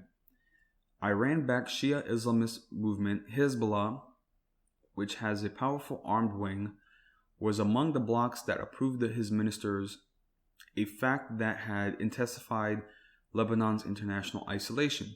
Daib said, quote, I have made a trip anywhere, or have I made a trip anywhere? Has anybody invited me? Has anybody responded to my willingness to go to the Arab region? He asked. There's a clear signal from everybody, not just the region, but internationally, to be careful not to open up financially and economically, because they consider this cabinet a Hezbollah cabinet. He insisted his cabinet was more independent than most. We are the furthest away from Hezbollah. Daib, who oversaw Lebanon's first sovereign default a year ago, described the chaos of a cash-strapped government struggling with a broken exchange rate. Contractors are being paid partially. There are some delays, although thousands of public contracts were denominated in dollars. Everybody's getting paid in lira. We don't have dollars, he said, adding that different exchange rates were being used for payment, all of them far below the black market rate of about 13,000 lira to the dollar. In black market terms, Daib says his salary is now worth $1,000 per month. At the official rate, it is worth $7,300. The government owes $2 million to a German company that removed 52 containers of toxic chemicals from Lebanese ports. The toxic waste remains in Lebanon because 1 month after the company finished work, the government had not paid up.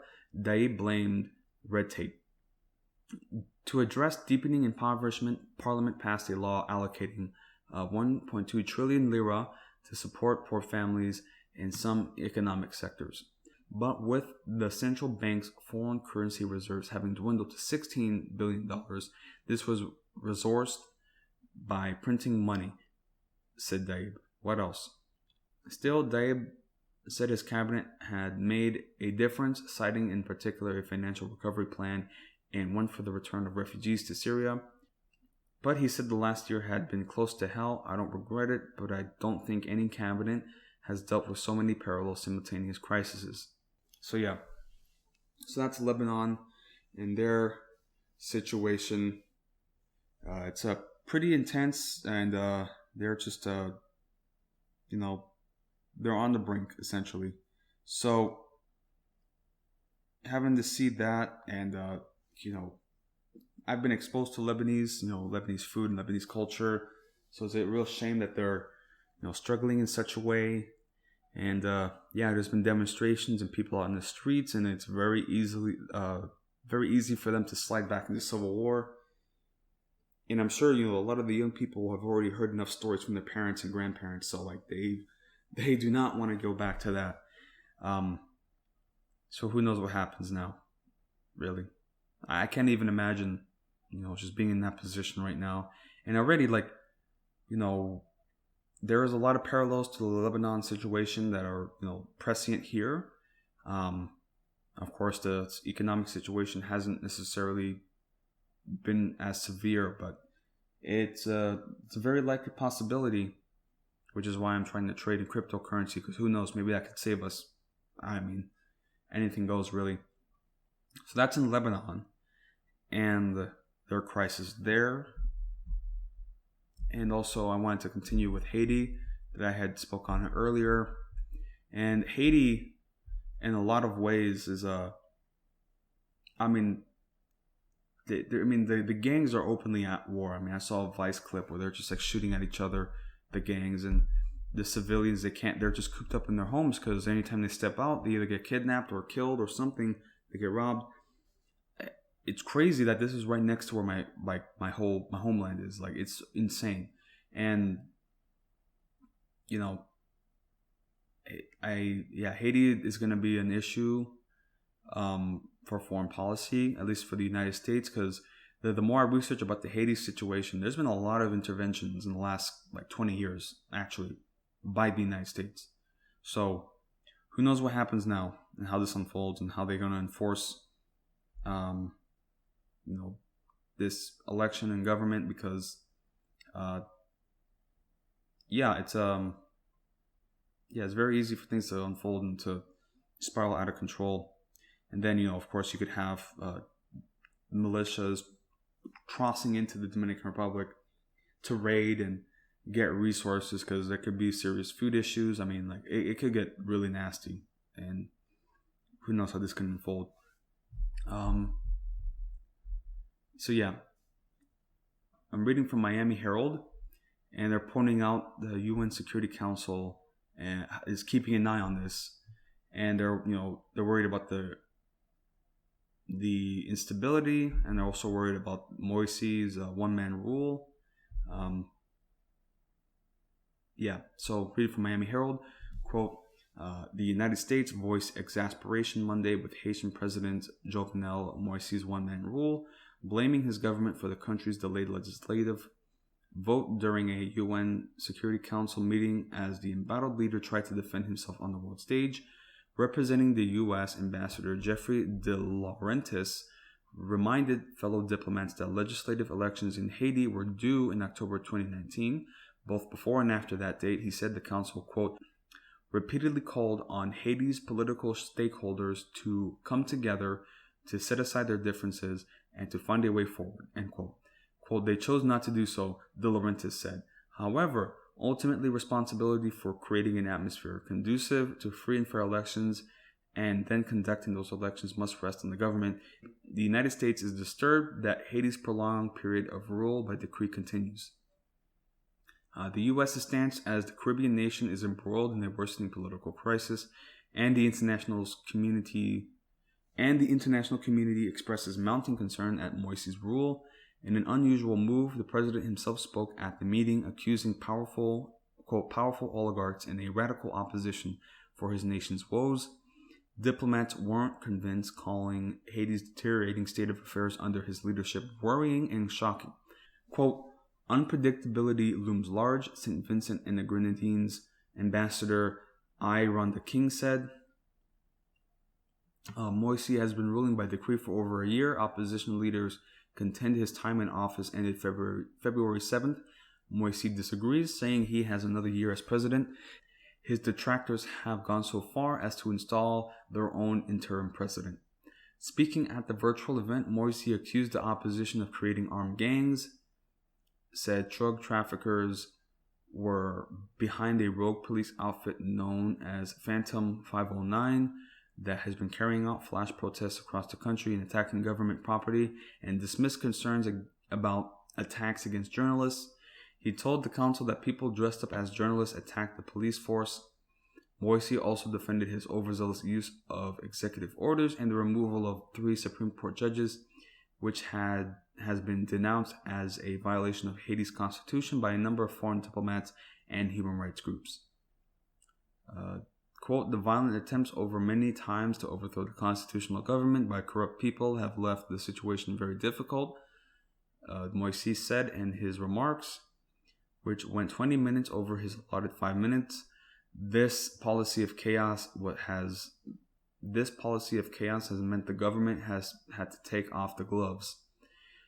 UN Secretary General Antonio Guterres' latest report on Haiti, released ahead of the Security Council meeting, paints a worrisome picture of Haiti's ongoing crisis. Human rights defenders, journalists, judges, lawyers, and others continue to be the target of threats and attacks.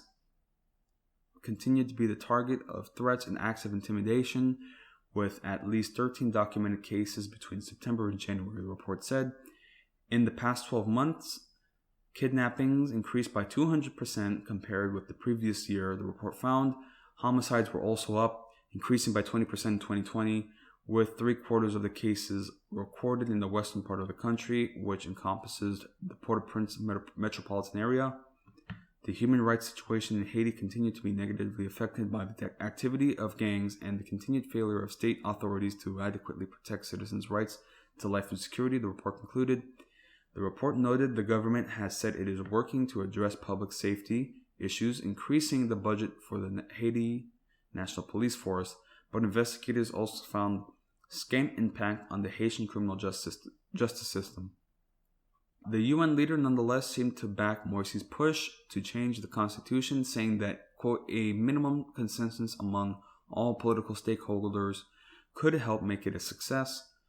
The opposition has rejected his attempt to create a new Magna Carta, and there are questions over its legality. Haitian officials have placed $20 million in a UN-controlled fund for the constitutional referendum, as well as legislative, municipal, local, and presidential elections slated for the fall. Guterres' representative in Haiti, Helen Lime, noted that Morsi's recent decrees effectively retiring 3 Supreme Court judges and appointing their replacements prompted several magistrates' associations to go on strike and renewed protests demanding his departure from office. She also noted the moves could further paralyze an already dysfunctional justice system. Security Council members conveyed Monday that they view elections as the only way out of the crisis. Quote, I have no reservations at all in stating that this situation is untenable in the long term, France's Assistant Permanent Representative Nathalie Broadhurst said, adding that some of the decrees taken by the Haitian authorities are worrisome. The planned elections, Broadhurst said, were a step in the right direction, but they must contribute to an exit from the crisis and not add to the current confusion. Yeah, there's plenty going on here. But it's a pretty serious situation, and the world is on it. The eyes of the world are on it. And, the Caribbean is relatively a peaceful place, so, Haiti just seems to be that one spot that's troubled. And again, this has everything to do with, foreign meddling and the history of colonialism and imperialism in there, the exploitation of resources and the people of Haiti. So, you have the international community being all concerned, whoa, what's going on in Haiti? But then the problems in Haiti are directly a result of foreign meddling. And, the destruction of the environment. In Haiti, they have severe deforestation issues. I mean, you look at Dominican Republic on a map, like from a satellite image, you look at Dominican Republic, there's trees, and it's not to say that they even take care of their environment. There's like this plastic litter all over the place, but the trees are there. In some ways, like they haven't like deforested the areas. But then you look in Haiti, and it's like slash and burn, like clear cut, like not a tree in sight in some areas. So that's of course affected the quality of the soil, like literally, like just the climate. Like there's so many different factors. It's wild, and it has to do with like how the French effectively just worked and just overdeveloped in those areas with sugarcane plantations. That's why they cut down the trees for sugarcane, and also because people use wood burning for heat and energy. So yeah, charcoal. So there's a lot of different factors that It's like a violent cycle that they're just stuck in. So yeah, it's really a shame. It's really distressing to see the situation there. So I just hope to bring it to the forefront, talk about it. But that's another thing that's happening in Haiti. And who knows? I mean, if this continues with Moise, I mean, who knows? There could seriously be an intervention. So we'll just have to keep an eye on it. So that's in Haiti. And that's about what I wanted to talk about in this international field. And I did want to speak on some natural phenomena that have been occurring. So we've had some tectonic activities. New Zealand and Japan. There was a tsunami warning in New Zealand. And in Japan, they had like a 7.2 magnitude earthquake. Practically like 10 years from the last major earthquake, that 9.0 earthquake that occurred with the tsunamis. So, I mean, luckily it wasn't the same event, and Japan just naturally gets that kind of activity. But yeah, it's interesting to see this tectonic activity and how different areas of the world experience earthquakes. We're just waiting for that San Andreas fault, for California to fall into the sea. I mean, I'm not looking forward to that. I mean, that would be a devastating event, but it's just something to pay attention to. Although there are people just, they're going to be like partying in the streets when they see that happening. So, I mean, that's, them being, just being that way. And also in Iceland, there's been an eruption, or they've had like clusters of earthquakes, and now they've had an eruption. So that's something to keep an eye on, because there could definitely be a volcanic eruption that could just put a whole bunch of ash that could just, cloud out the sky and bring in an ice age. I mean, who knows? Who knows what could happen? Yeah. So that's what's been happening recently. Nothing devastating as of yet. But who knows what other faults and different plates, continental tectonic plates, what else they can do and move. So there's that, at least, to pay attention to. But I wanted to talk about also, speaking on like air quality, a pretty severe dust storm that has occurred in China and just affecting the air quality there. I mean, this is like Blade Runner, just, seeing all the dust and the haze in the air. And, I need to get a gas mask or some kind of respiration system, because I could certainly see something like this happening here. In fact, actually, there was a dust storm that was up in like the Panhandle or something. So it's not out of the question. So I'm reading this from Financial Times. When Xi Jinping gathered top Communist Party officials in Beijing earlier this month to warn that peaking carbon dioxide emissions by 2030 would be a, quote, great examination for the leadership, the Chinese president's message was punctuated by an orange cloud that darkened the city's skies.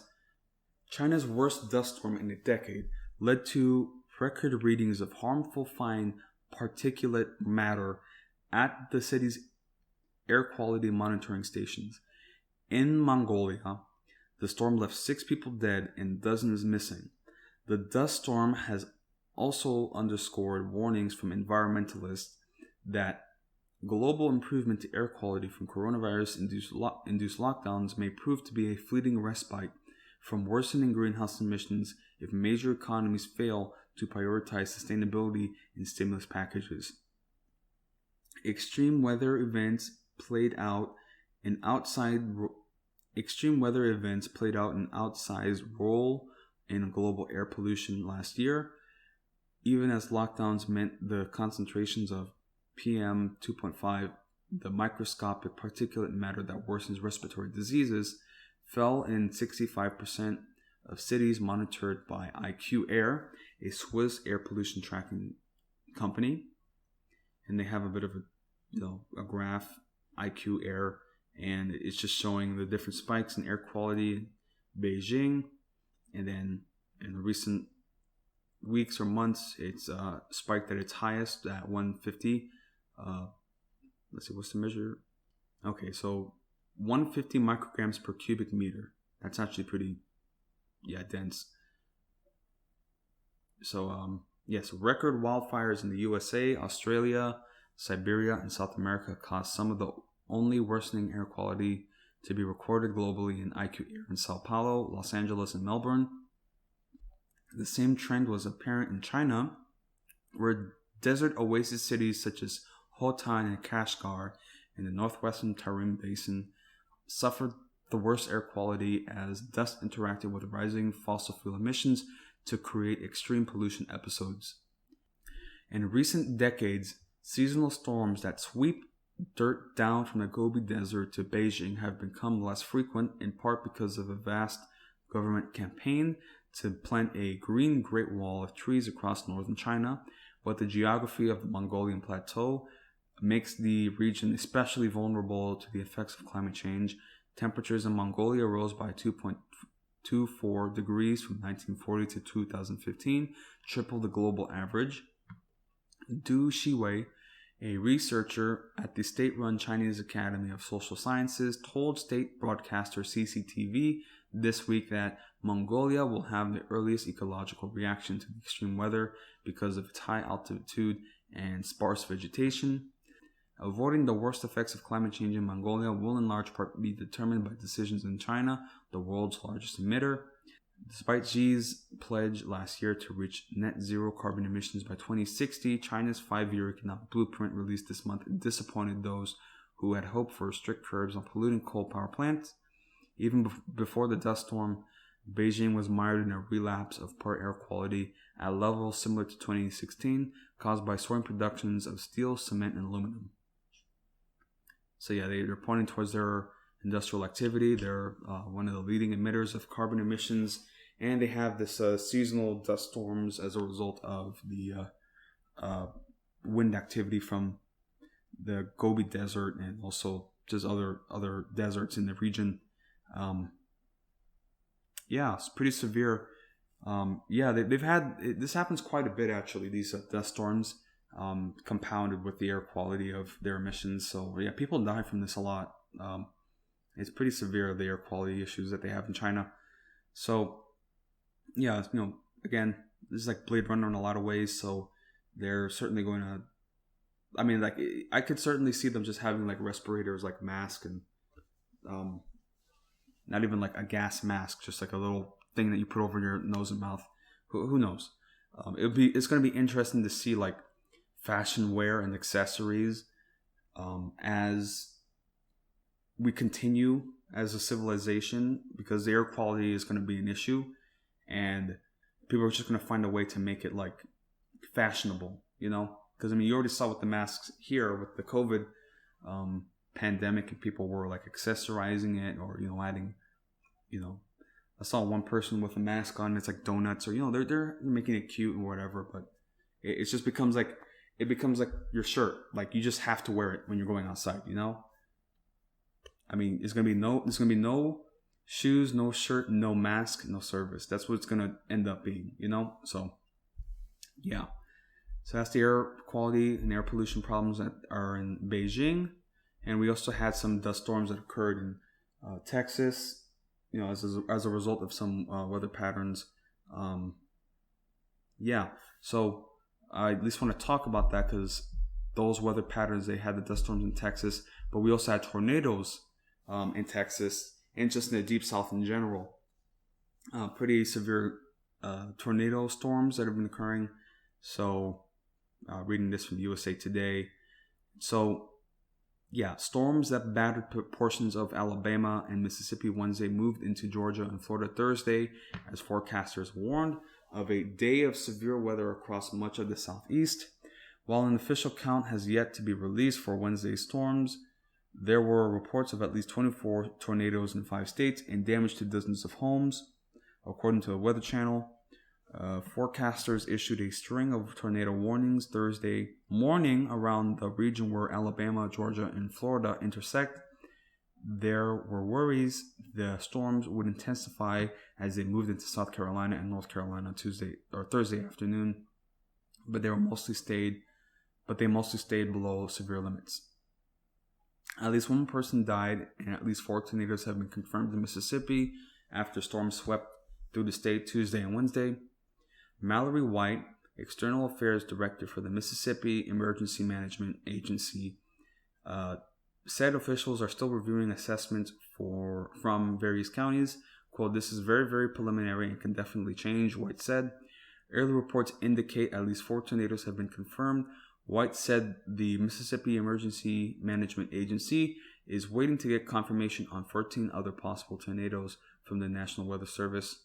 About 20,000 homes and businesses were without power, and the Weather Service said at least 2 people were hurt when an apparent tornado struck southwest Alabama, destroying a house. Anyway, the highest risk for dangerous storms Thursday will be along the coast of North and South Carolina, AccuWeather said. Quote, "Scattered severe thunderstorms are expected through this evening from North Florida and South Georgia northeastward into the Carolinas and extreme southeast Virginia," the National Weather Service's Storm Prediction Center said.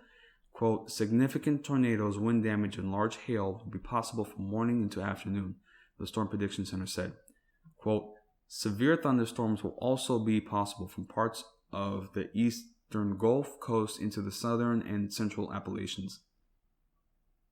Forecasters advise residents in potential danger to keep monitoring conditions closely and be prepared to shelter immediately." In North Carolina, WGHP-TV meteorologist Van Denton ordered everyone off the set during the 5 p.m. broadcast and into a makeup room to shelter in place for a few minutes after a storm with a tornado warning moved right over the station. Quote, "I've never heard the roof rattle like that before. We've never had to leave the studio during a broadcast," said anchor Neil McNeil, that's an interesting name, who has been with the station 37 years. In South Carolina, the severe weather led the state Senate president to caution senators to stay home Thursday while urging staff to work remotely for their safety. House Speaker Jay Lucas said the chamber would meet less than an hour Thursday to take up routine motions in advance of a budget debate next week, then adjourn. Quote, "If you are in a situation where it is perilous that you come, I'm asking you not to come," Lucas said. "If you can come, give us a quorum and do these few things we need to do, and we will be out of here in a hurry." End quote. So yeah, so that was happening in Georgia and Alabama and other southern states, dealing with these storms.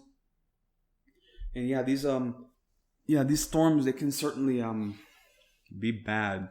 These like tornado clusters. I mean, I remember I think it was 2011. Like, Alabama had like 300 tornadoes in a month. Like that was seriously like a disaster situation for them. So yeah, and you know, the U.S. is a kind of special when it comes to these like tornado storms. Like I don't really see any other country with tornadoes. I mean, they get it, but like not in the way the United States gets it. I guess it's just our climate and the geography and the way weather patterns move and jet streams, and there's a whole bunch of stuff really. So yeah, so that's what I wanted to at least highlight there. And they're pointing at a possible root of this being the hyperactive tornado season. They're kind of like making a link between La Nina and how this is also a similar link that occurred in 2011, as I mentioned with the Alabama storms. So again, this is very much tied with climate change and weather events and the ocean temperature movement. So there's a whole bunch of stuff we could talk. So I'm just reading from CNN, right? So, quote, "A massive cold air outbreak over the central U.S. in early February set hundreds of cold temperature records, stretching the power grid in Texas and leaving millions without power." Sound familiar? The year was 2011 when a moderate La Nina weather pattern and an active jet stream generated the scenario that's almost identical to what we've experienced so far in 2021. The weather events that followed 2011's extreme cold snap now have meteorologists concerned that the U.S. could be in for a above normal tornado activity this spring. The past few months have seen the strongest La Nina signal since the winter of 2010-2011, so the question is whether this spring continues to mirror that year, which ended up the costliest on record for tornadoes and the deadliest in nearly 100 years. Quote, Severe weather season is really a collection of several short weather events, and anticipating individual events at long lead times is usually tricky. Sam Lilo, atmospheric researcher at the University of Colorado Boulder, told CNN, quote, "What we can say instead is whether the probability of the ingredients coming together for these events is higher or lower than normal. This year, it is higher than normal." And then they're pointing at 2011 being the deadliest season in modern history. Quote, "The remarkable tornado season of 2011 was the deadliest in modern times, with over 550 fatalities, second only to 1925's total of 794 tornado deaths. Almost all the deaths in 2011 occurred during the extremely active months of April and May.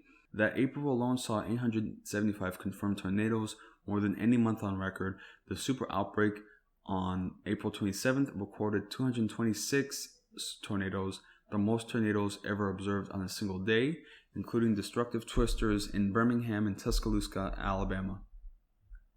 Just a few weeks later, Joplin, Missouri was hit with a top-scale EF5 tornado that killed more than 160 people. It was the deadliest tornado in over 60 years, as well as the costliest tornado on record, with nearly $3 billion in direct damages.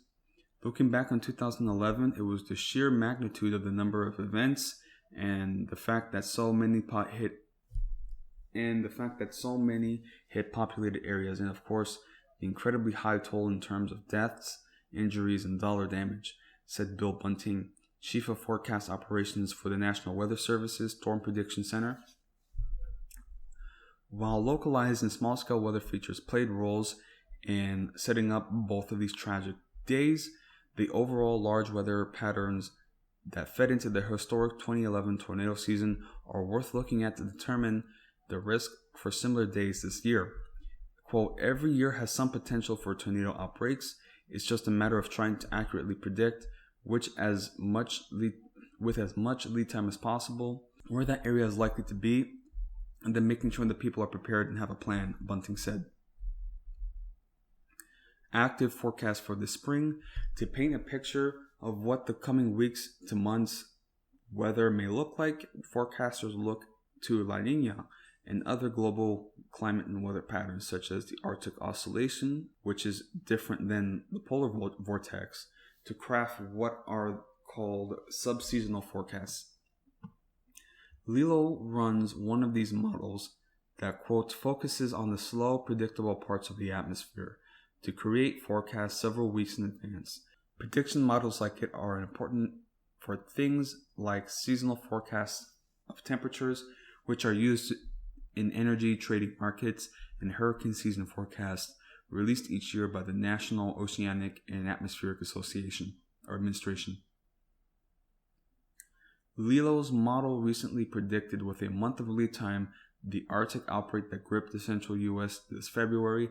Now the focus shifts to what these long-term patterns could reveal as we head into the spring severe season. Quote, "In general, the forecasts are showing ridging with above normal temperatures in the south, cooler to the north, and that temperature gradient enhancing the jet stream across the center of the U.S. Lilo said this jet stream is the main storm track across the middle latitudes of the northern hemisphere and divides colder air to the north and warmer air to the south. During La Nina, stronger temperature differences tend to develop between hot and humid air in the southern U.S. and cooler and drier air in the north. This sets up a faster jet stream that can drive severe weather outbreaks. The jet stream holds all the potential for stronger storm systems and severe weather," Lilo said. In March, the southern U.S. is historically the area where severe storms, including tornadoes, are more likely.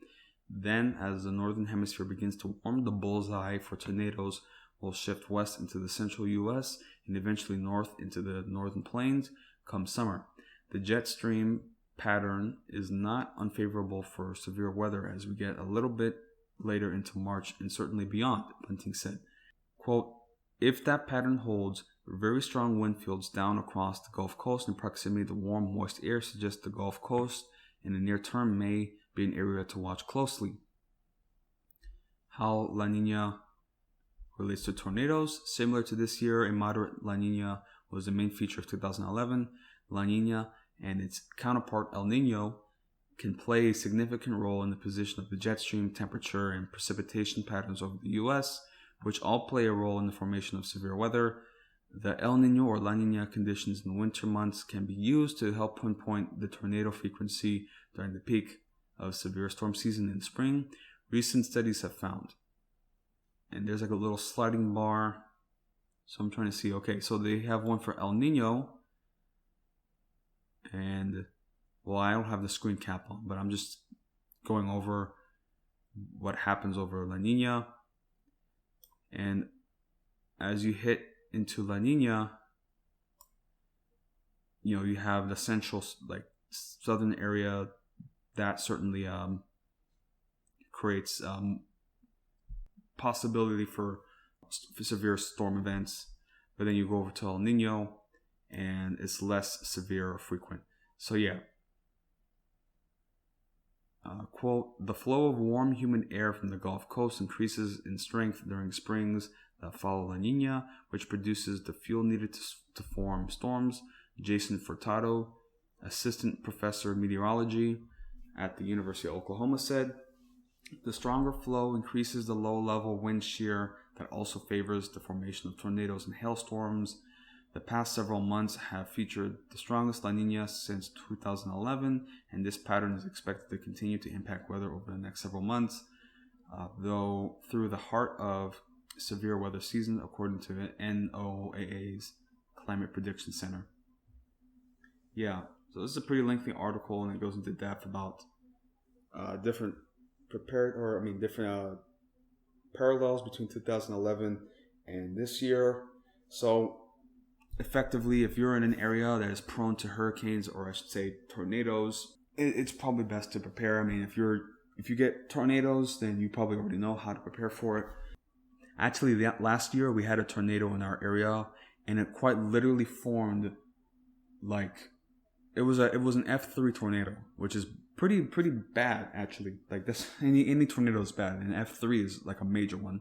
And it literally formed like a mile to the north of us, and it went and hit this trailer park community. So yeah, man, like we get tornadoes here too. So and I'm on the 3rd floor, so I'm trying to figure out like where I would hide, and yeah, because when you get the warning, you gotta hunker down. So yeah, I've never had to deal with that. So that's what they're saying about the springtime season. Hurricanes there, or tornadoes there, but they are pointing to the hurricane season and their considerations of pushing the start of the season into May. And I'm reading from weather.com. So the NOAA is considering moving up the official start date of the Atlantic hurricane season after strings of years when the first named hurricane or storm in the basin has happened before June 1st.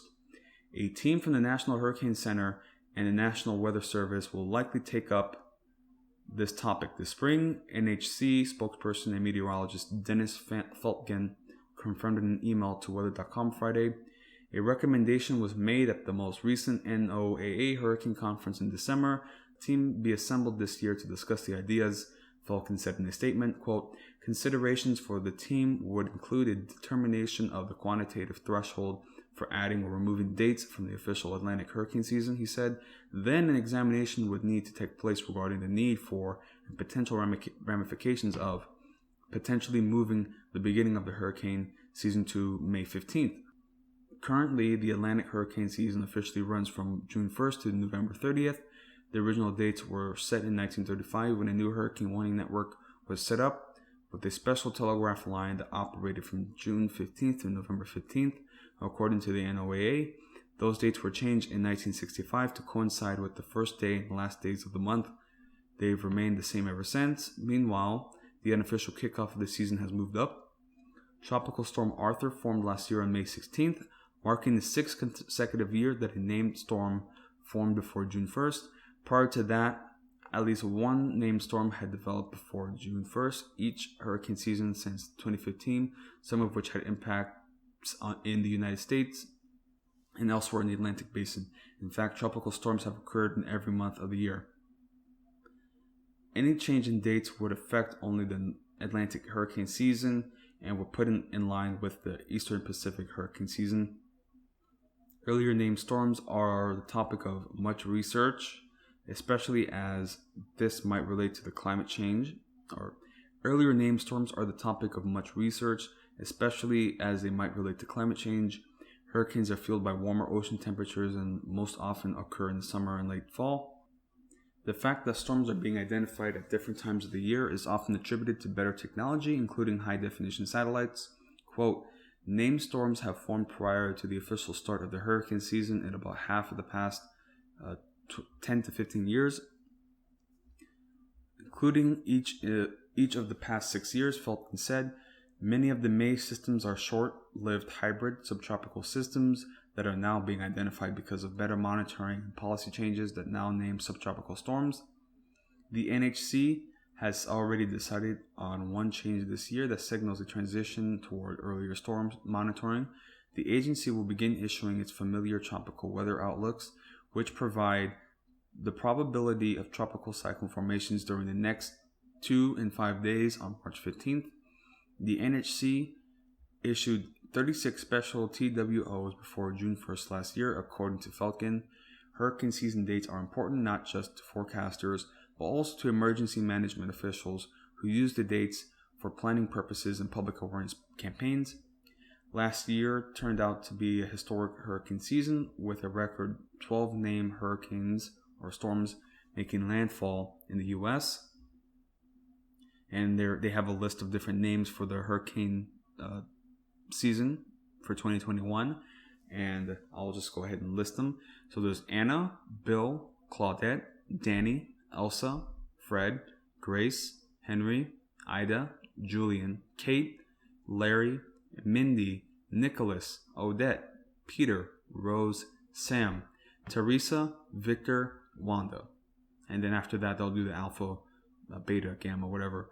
So yeah, so those are the names this year, and we'll see which one is the big one. Yeah, so there's that to look forward to. So definitely have your hurricane preps in order. I know I'll certainly keep in lookout. And I kind of like living out here because it's not in Houston where you're kind of like, you're barely like a few feet above sea level, basically. So it's very easy for the water to pool up, especially if we get like a Hurricane Harvey level. I mean, like that was like billions of gallons dumped on us in like the course of a week. So we could definitely have that again this year. Who knows? I mean, we missed a huge one. I think it was Laura, right? Yeah, it was like a Hurricane 5, or Category 5, Category 4, and it was like we were expecting that to hit us, but it hit Louisiana, so it was bad for them. But if that storm hit Houston directly, it would have been like a Hurricane Katrina level disaster, honestly. So we'll see what happens with this storm. We'll storm season, and we'll just talk about it then. But that's what I wanted to speak on for this episode, and had a lot to say. So thank y'all for sticking with me and listening in on my banter and ranting. Yeah, it's just, trying to hone my craft. And, I decided, I was going to just quit my job and, focus on this program. Although I still do a lot of sitting around and just doing some gig work to pay the bills. But yeah, I just wanted to focus on this more and see what else I can grow with it. But, I at least want to talk about, before I wrap up with this program, just some different like crypto stuff that I've been doing. At the very least, I can recommend the channel called Coin Bureau. It seems like a trustworthy channel to listen to. I mean, it's not financial advice, but it's certainly a good way to research on cryptocurrency, because I truly do think that fiat is not necessarily on its last legs, but like it's certainly buckling, if you know what I mean. So, just making some investments and trying to, watch it grow, and we'll see, man, because, I can certainly see some form of like a technocratic crypto or cyberpunk dystopia, like somehow managing to keep things together, and cryptocurrency could definitely save your ass, So who knows? I mean, one thing I like about the Corn Bureau channel is they were talking about Harmony, they were talking about VeChain and CRO, and I had already been trading those before I even knew about this channel. So the fact that they were saying favorable things about those coins that I had been trading, for me, it's promising. So, again, just gotta research, and I just need to be better with my budgeting. But honestly, who knows? 2021 can be a make or break year for cryptocurrency. And hey, if I make the right investments, I could walk away with a pretty good profit. So anyway, that's at least what's happening now, or happening there, and at least with this channel, just sticking around and just talking and posting whenever I can, looking up and researching. If you follow my Twitter, yeah, I'm still very much a boomer on that site. Honestly, I just try not to live my life on social media. Obviously, it's bad for your mental health, trying to get out more, especially with the springtime. So trying to work out more. I need to get, I don't need a summer bod, but I need to shed a couple pounds because I'm a bit thick. But, I kind of like my thickness a bit, actually. So anyway, so there's that. That's the show. So follow me, Collapse Talk Pod.